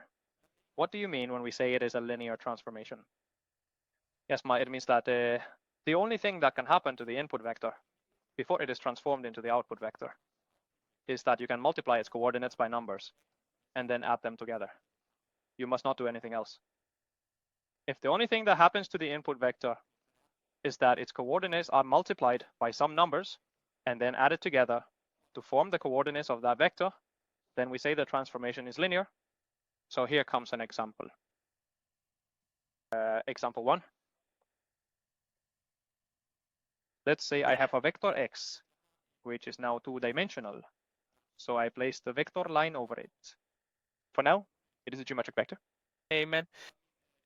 Vector x has The grain fields x1 and x2. And I will use it to create a new I'm vector. heading out as, and my y-intercept is also 2D. Dimensionally, or- we say So two it has room. coordinates e1 and y2. just a quirk. All right, this y vector If is it must be linear. transformation. Yes, as I just mentioned, the only thing you can do is multiply with numbers and add them up. It could be that someone said, if you would like to have a little, I would like y1 in the Then you coordinate have up to here, take play x1. Husk 2 by 2. The only thing I did was take a number, multiply it by x1, take a number, multiply it by x2, and then add them together. If that is the only thing happening, we call the transformation linear, and it has a very special geometric meaning, which makes it very simple. That's why it's the first thing you look at when learning this. And if you want the y2 coordinate, you need to say minus exit.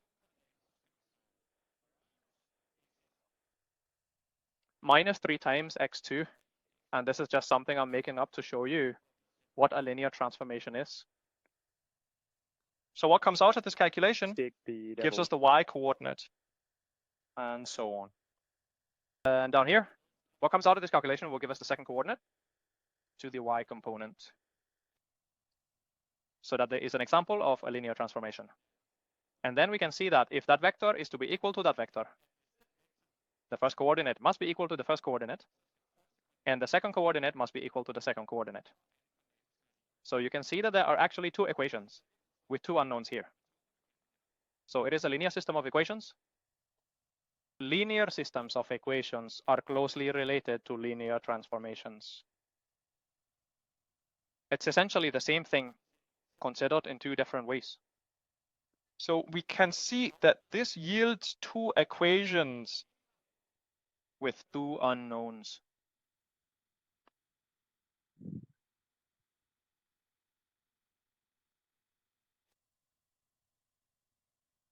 namely the one equation of d3x1 Plus 2 x2 bigger than y1. hi minus x1 minus 3x2. It was successful in U2.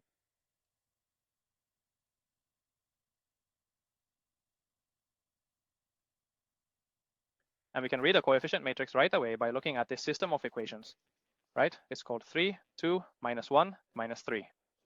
So if you take these numbers here, and remember, the only thing allowed, as I said, is multiplying by numbers and adding them together. Therefore, this linear transformation is fully defined just by looking at these numbers here. 3, 2, minus 1, minus 3.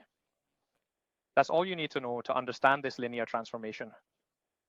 So let's try to write it into a matrix. 3, 2, 1, Minus 1. and minus 3. It's what we usually call a coefficient matrix because it contains the coefficients for this linear equation system. But since the story is about linear transformations, as it is right now, we call this a transformation matrix. And I will discover why it is called that on the next board. Think of this as a transformation matrix. Building matrix.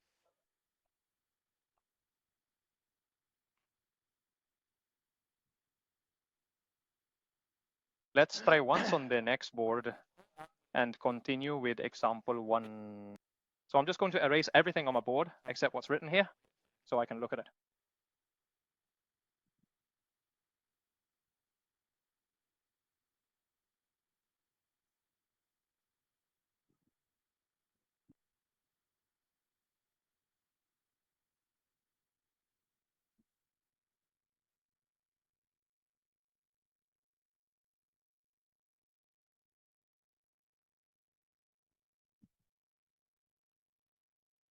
So the example continues over here now.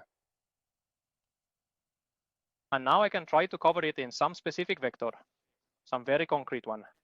So let's say I look at this vector x, which is called 2 divided by -1. and then I ask myself, if that is my input vector, what does my output vector look like when I use the example shown there? If this is the recipe for what is supposed to happen, where do I end up with y1 and y2? So what are the coordinates of my output vector? And we can simply calculate it because the y vector, you just use the formula I've written here. You have to say 3x1 plus 2x2, and that's what we do. Here's the entrance to exit, and exit is up here. X to the power of 2 is here, so you should say 3 times 2. Hosk2. Multiply that number there because it is times 2, which is -1. And then we can calculate it and see what it results in.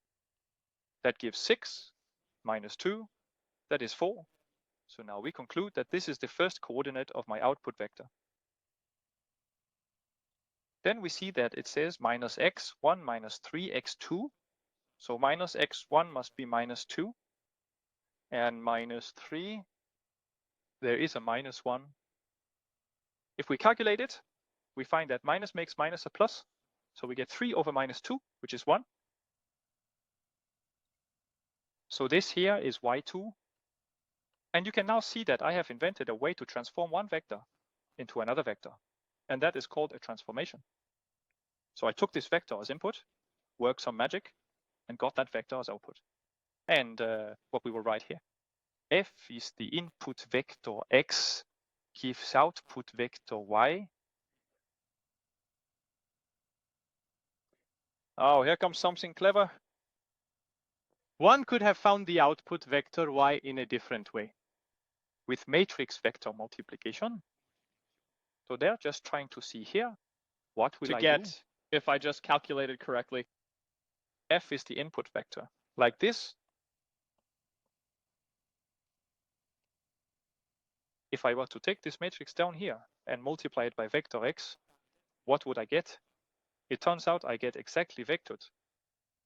And that's why this matrix is called a transformation matrix, because it contains the information about what needs to happen to the input vector to generate the output vector.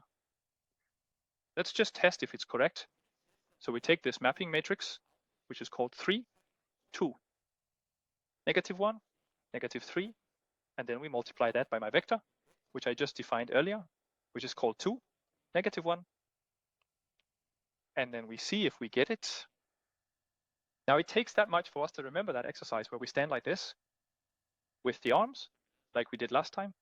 So I need to take the first row and the first column and dot them together as if it were a scalar product. So I have to say this times that, plus this times that. Oh, that's exactly what's there. That times this, it's there, plus that times this, it's there. So it becomes that times that, plus that times that, 6 minus 2, that's 4. Then I need to say this times this, plus this times this, because the left hand does like this, and the upper hand does like this. That equals -2 plus 3.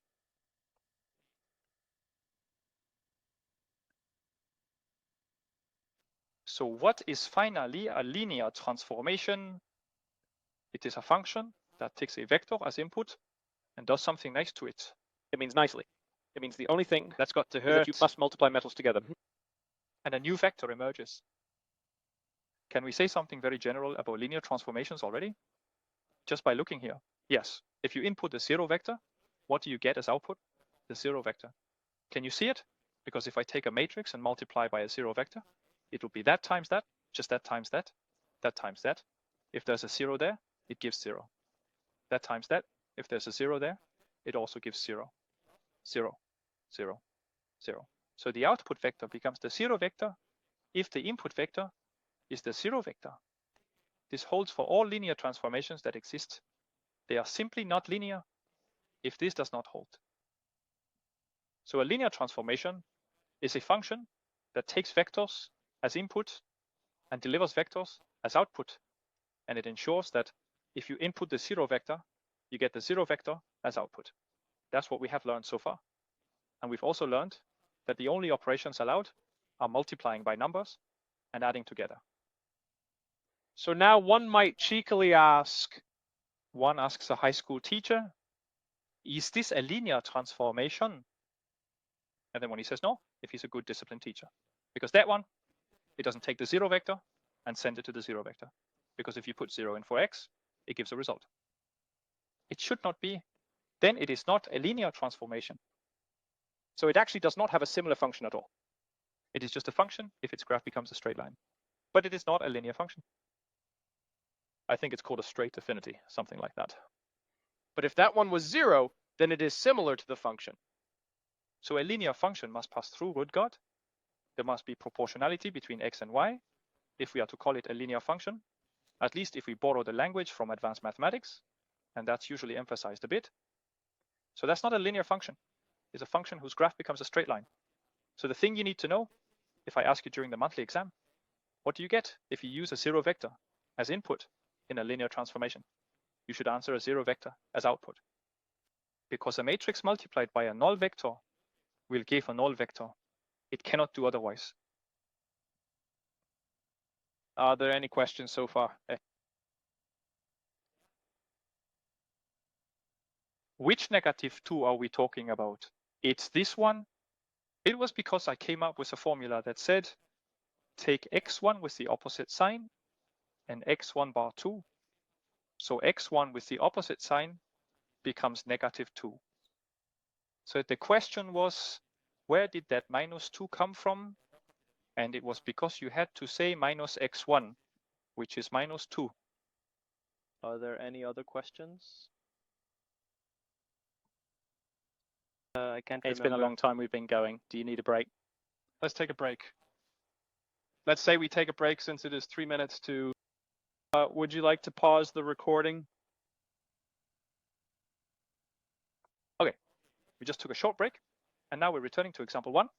Let's try to draw what happened to my input vector before it became my output vector. I started with the vector 2 over -1, and I end with a new vector, 4 over 1. Let's try to draw both vectors in the same coordinate system so we can see what happened.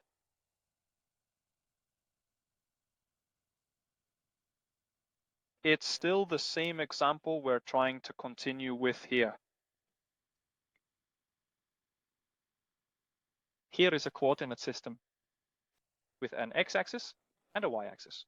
And in principle, I should draw 2 coordinate systems because this vector exists in the input space. It has been taken from the vector space V, and this vector has ended up in another vector space we usually call W. But I'm cheating a bit and drawing both the input vector and the output vector in the same coordinate system, so you can see what has happened to them. It first had 2 over -1, and that means it goes 2 out and 1 down. So this was my input vector x. And again, I put the vector arrows over it because it's a 2-dimensional vector. You can draw it. We call it a geometric vector. If it was 7-dimensional, then I would have put a line under it. But because it can be drawn, I put vector arrows over it, as you do in high school. And then I have an output vector called 4 over 1. Figure out. F4 and then up. It is up to. And that's my vector y right there. And what I want you to think about when we are dealing with linear transformations is that you should imagine that vector x is this Comes one to life and then does this. and becomes vector y. So it almost travels this path. It's tipped and suddenly that one. That's what happens when F works on X, then F performs magic. It balances itself up to it. And that is why we write it like this. That I have a linear transformation F that sends me from one vector space to another vector space. Or we write it like this. I have a function f that takes an x vector as input, processes it, and turns it into a y vector as output. And now comes something that's a bit challenging. And draw at least. Not so hard to think about, just a bit hard to draw. You should imagine that the way vector x transforms into vector y is by deforming the space that vector x resides in. And what do I mean by defame? Let's start with a series of examples, so you can begin to understand what I mean by deforming. A space can be deformed in many ways. Let's take one of the simplest ways to deform a space. We just rotate it. Are you with me? If I have a two-dimensional space and rotate it, well, then all vectors residing in that space will rotate along with it. Are you in on that? This is an example of a linear transformation when a space rotates. Because then all the vectors in one space will become new vectors in the other space after it has been rotated. But exactly when it comes to linear transformations, you deform the space in some particularly neat ways. And here they are. You must not tamper with the origin. The origin must be welded to the same spot and cannot move. Otherwise, it is not a linear transformation. Another way to say it is that a zero vector is always mapped to a zero vector. The origin moves within itself, doing a line transport. It does not move. So if you see a grid system that shifts like this, then it is not a linear transformation. The next thing is that in a coordinate system, there are these grid lines. I don't even know what it's called in Danish, but if I draw a coordinate system here, and then I'll add tick marks on the axis, 1, 2, 3, and so on and so forth. And then I do the same on the y-axis. And then I just draw a whole bunch of lines here and here. That's called grid lines in English. If a transformation is linear, what does it do to this space? The only thing it can do is maintain the origin without moving. And the new grid lines after the transformation must also be parallel. And they must be equidistant. This means there must be equal spacing between all the grid lines. And it is like that here. Equally spaced, equally spaced, equally spaced, equally spaced, equally spaced, equally spaced, equally spaced, equally spaced, and so on. After the transformation, there must also be equal spacing between all grid lines. And they must still be parallel. And the origin must not move. And all that I am saying there is the geometric interpretation of what I'm saying now. The only thing you should do is multiply by the number and add together. And it turns out that the two things are completely analogous to each other. It means the same.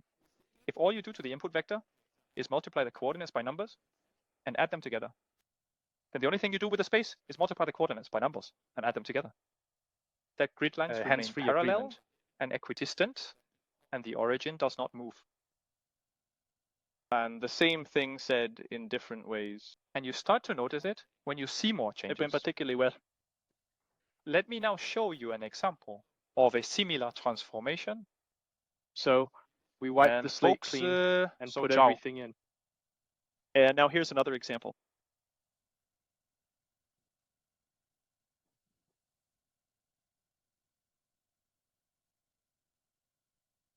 Now there will be some challenges for the drawing, so I just need to get myself together to make an effort Yes, sent. in just a quarter of an afternoon. So imagine that we have a cardinal system here.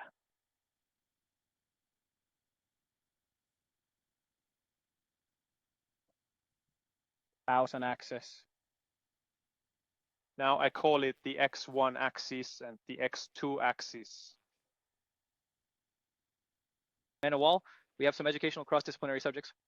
Well, maybe I can find someone in this box here.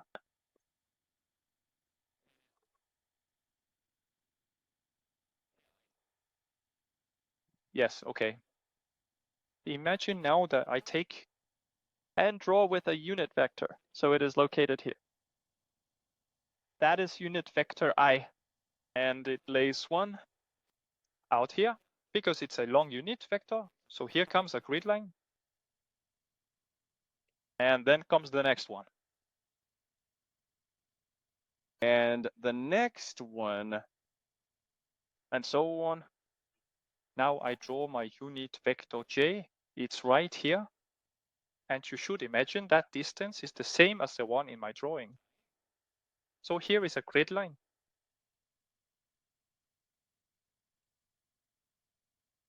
And maybe one there.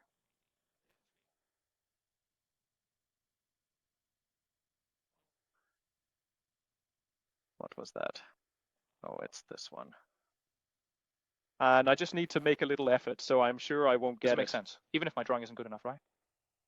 See, when you have a vector called the I vector and j vector, and they have unit length, you can start thinking about a vector in a new way. If I have a vector a here with coordinates a, 1 over a2. So we are used to the fact that the top number tells us how far to move in the x direction with a sign. If that number is positive, you move to the right. If the number is negative, you move to the left. Similarly, for the other number, if it is positive, you move up. If it is negative, you move down. But now there's a new way to think about those two numbers. They're called scalars because you should think of them as something that scales the unit vectors I and j. Let's try to put numbers on it now so you can see it. Let's say this one is 3 And this one was 2. How should I think about the vector a with coordinates 3 over 2? Well, if it starts at the origin, and that's the case for all vectors in linear algebra, they always start at the origin, almost always, with just a few assumptions. So I need to go 3 to the right. 1, 2, 3, and then I need to go 2 up, then I land. So you could say that this point is a way to think about that vector usage. So it's obviously not the vector, because the vector is this arrow here. That is the vector, but you can just think of the point when considering the vector, because it might be smarter sometimes. So here is my vector a. And how can I describe that vector a? Well, I can do that by taking this vector and add it together with that vector, because that vector plus that vector gives this vector if you use the parallelogram rule. And what kind of vector is this? It is a scaled version of I. And what kind of vector is this? It is a scaled version of j. So this vector here is 3 times the vector I, and it is 3 times longer than vector I. And when you multiply a vector by 3, it becomes 3 times longer in the same direction. Similarly, this vector here will be 2 times the vector j. And we can now see that I can write my vector like this as a sum of 2 vectors, namely 3 times vector I plus 2 times vector j. And now you can see that we need to think of the numbers 3 and 2 as numbers that scale vectors before they are added together. And maybe you remember that I mentioned this is called a linear combination of I and j because they are linearly combined. Are you following so far? Okay. What we are going to try now is to perform a linear transformation. This means I will show you a deformation of this 2-dimensional coordinate system. Then we need to discover what it does to my a vector, what it does to my I vector, and what it does to my j vector. So now imagine that I'm drawing a copy of this coordinate system after I've transformed it. This is what you should think Now about doing. comes my input room, and now comes my output room. So this is my input space. And here comes my output space. And I think I need to draw them on 2 separate drawings, because if I try to draw it all on this one, it will become a mess, right? So down here, I'll just try to draw my output space.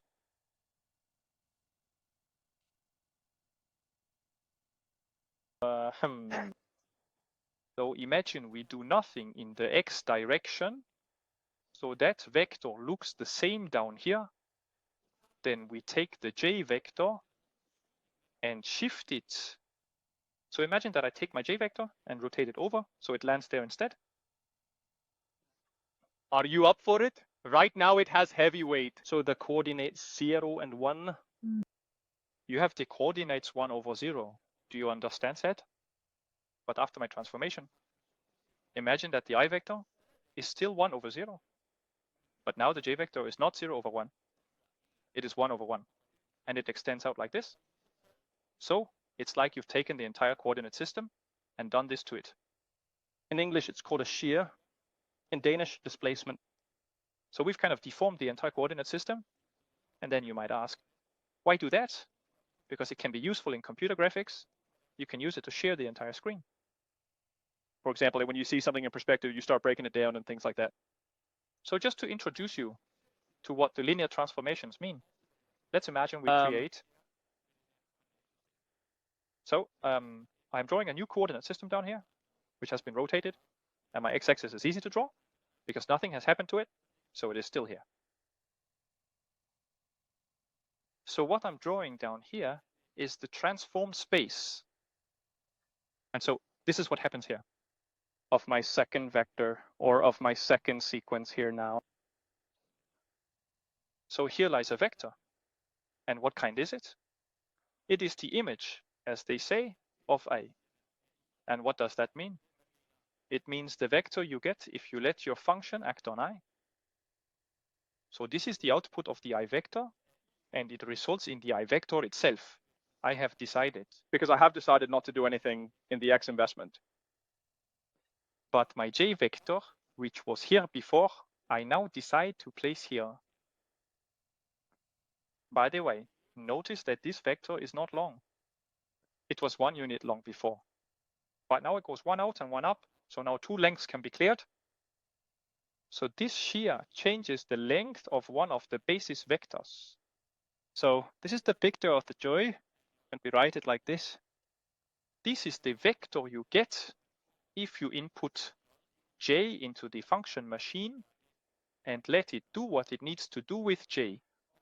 And how do my grid lines look now? Well, they don't look like this now. They don't. Now they look like this. Almost perfect. I must be distorted. So here lies a grid line. And maybe again here. And maybe here. It is around 3. And then I have the Q lines here as well. Like this. You can hear.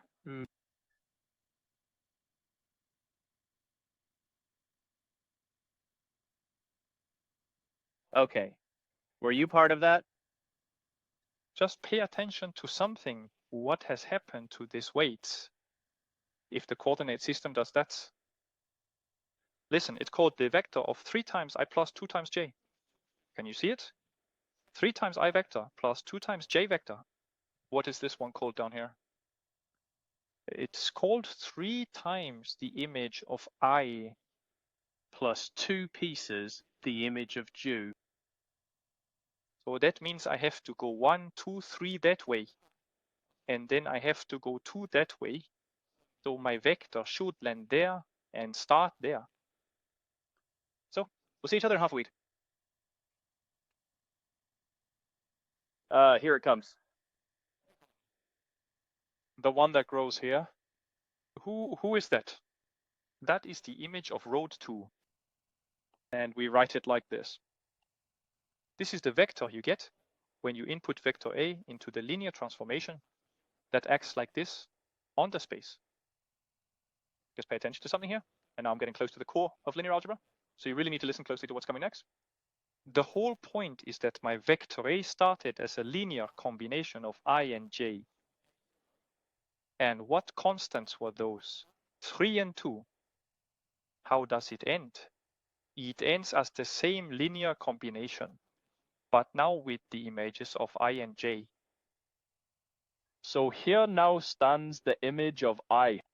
Which coincidentally also gave I, because I had decided that nothing should happen in the direction of the x-axis. Plus 2 times the image of J. And here is almost the whole point of linear algebra with linear transformations.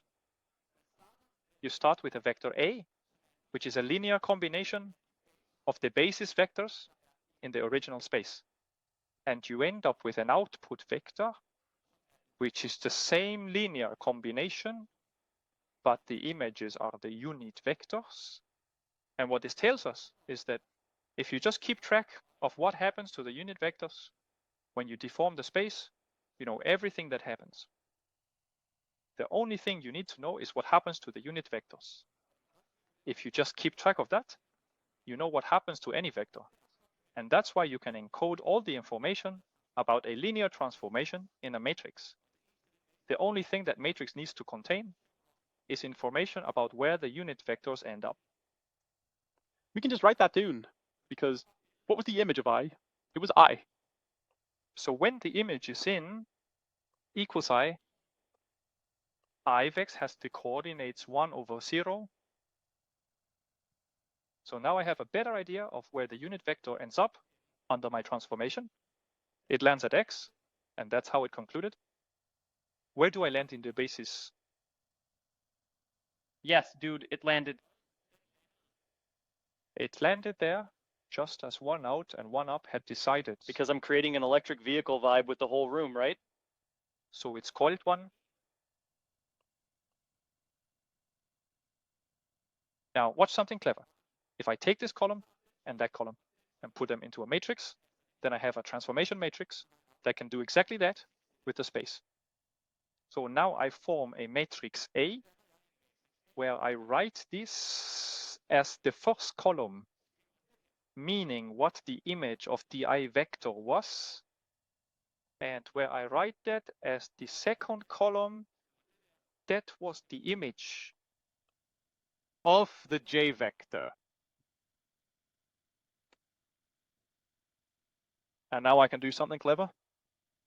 Now I can define a function f that works on an input vector like this. I take matrix A and multiply it by the input vector. And out of that comes a new output vector.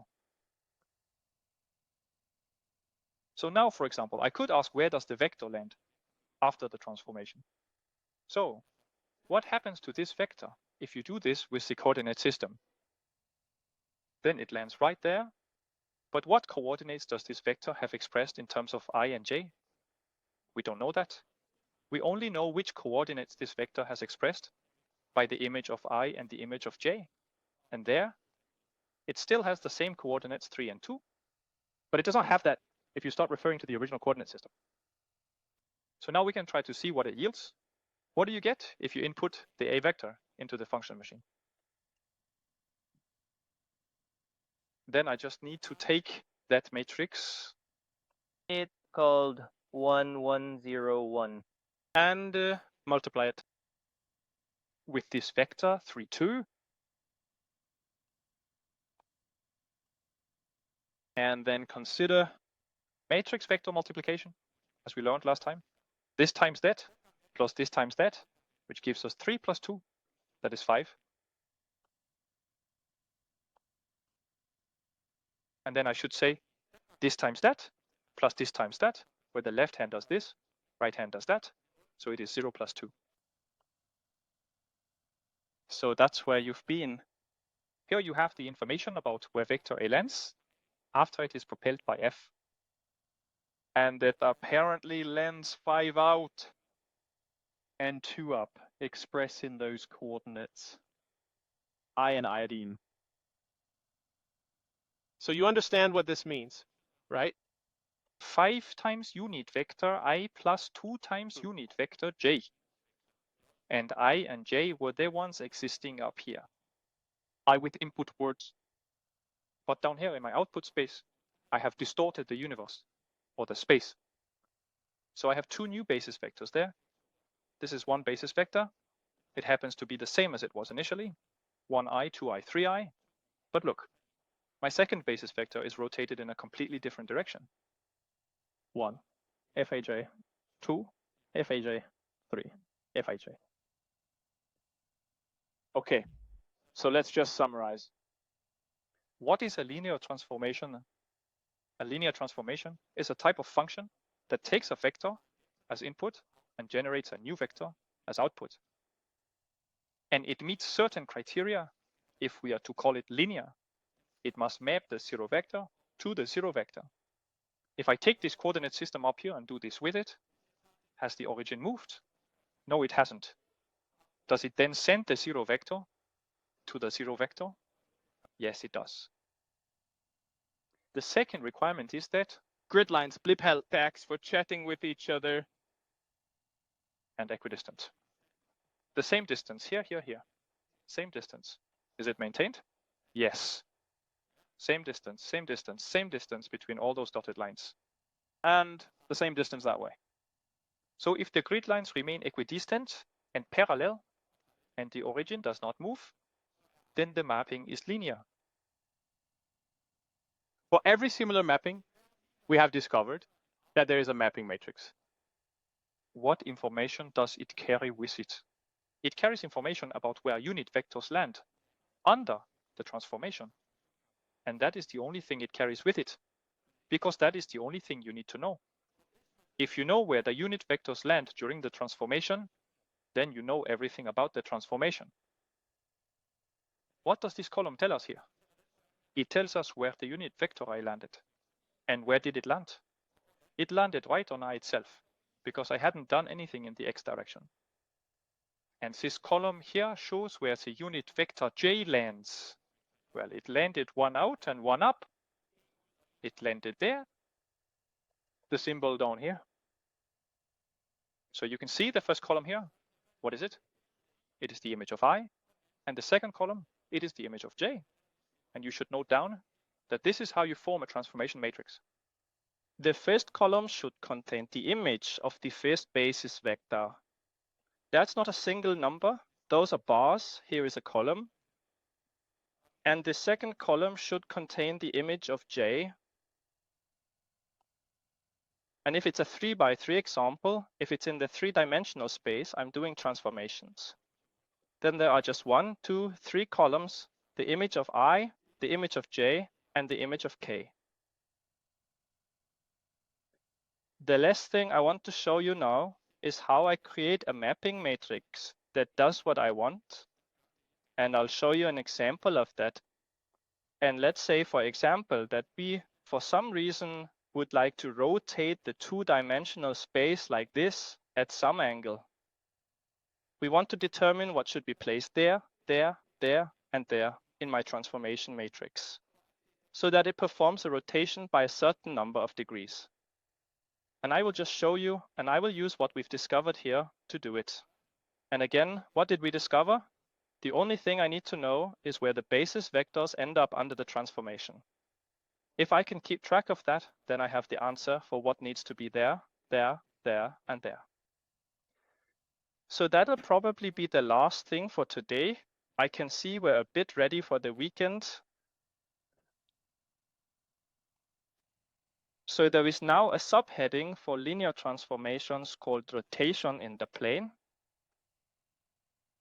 And I actually needed that when I wrote my final project for a specific engineering task. So it's not just pure and fun mathematics, even though it can still be fun, even when you need to use it. It was actually such that early mathematicians took pride in the fact that what they invented could not be used. There was a mathematician who wrote an entire book on a discipline, starting with the statement that here is a branch of mathematics that will never find application. And do you know what it's about? Looks like algae president. And he To came be back. absolutely wrong. That's one of the Because most commonly used. Disciplines in the English meeting world. But it's When it was purely simple invented, it was mathematics. thought it would never find any use. That's why basic research and such are important, because suddenly we discover that we can use something we thought was just for fun. So the heading for line transformations is now a subheading called rotation. On the plane,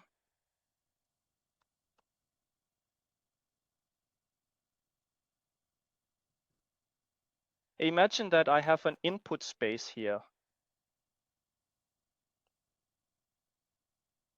And here I have my unit vector I, and I draw it a bit larger so you can see better.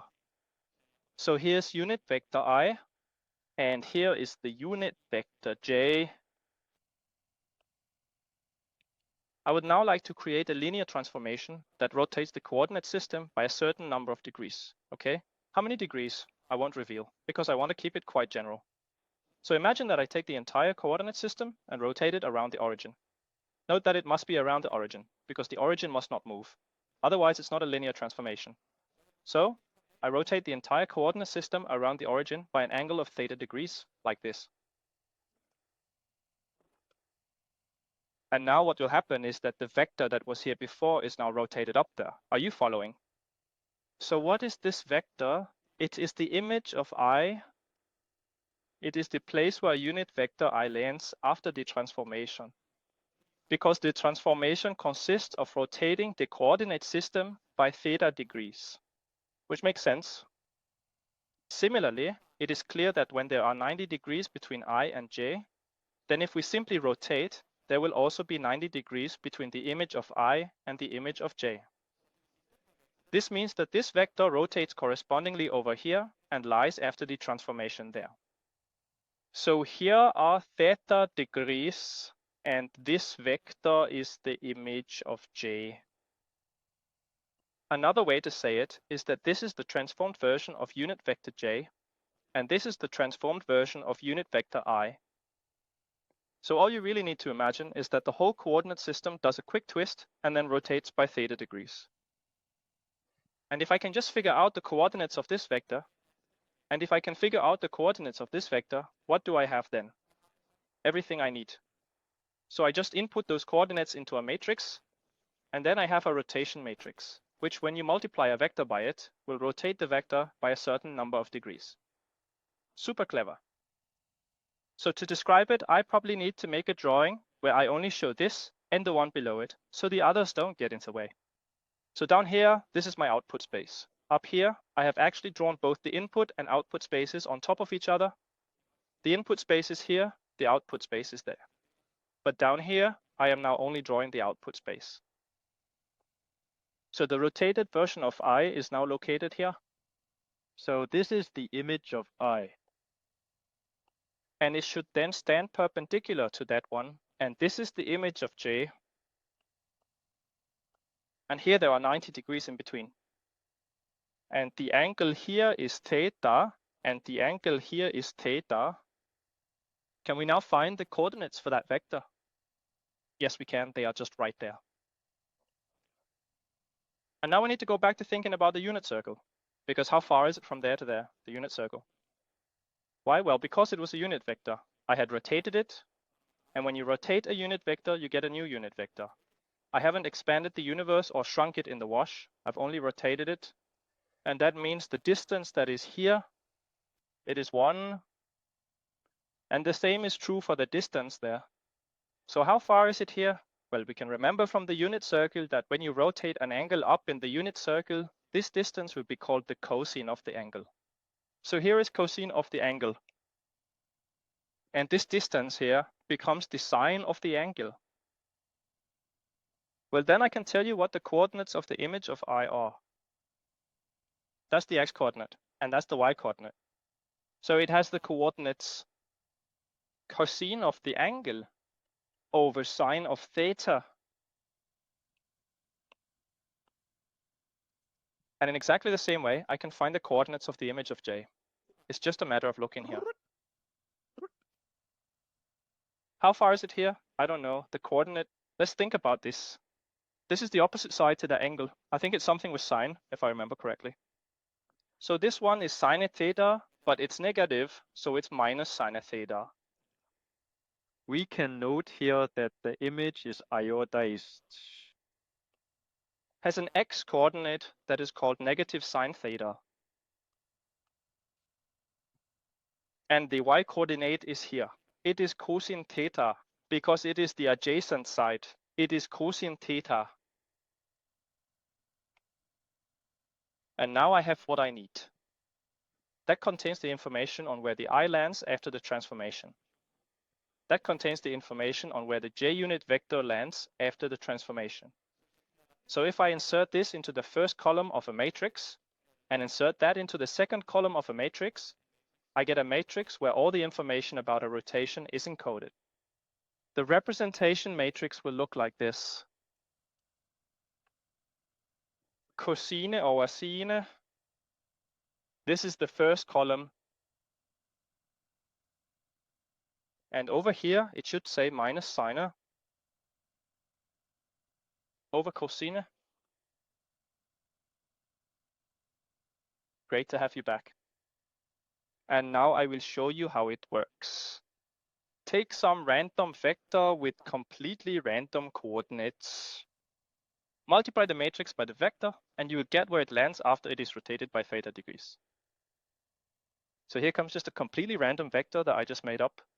X vector is called, let's say, 5/1. This is positioned 5 out, 1 up. Now I rotate it by some angle. What will its coordinates be then?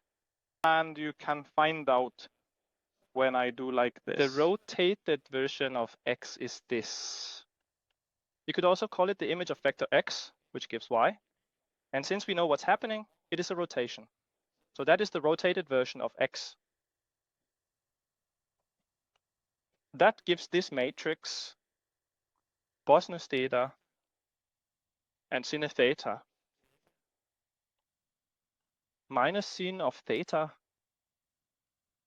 and cosine theta multiplied by the vector that I just came up with, which is called 5/1.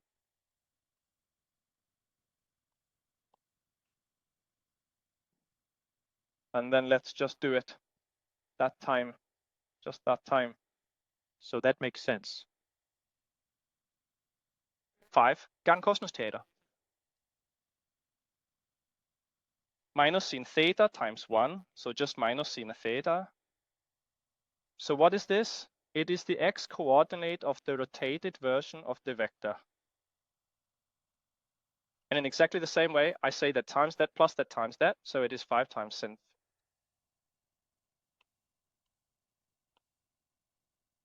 Plus cosine theta.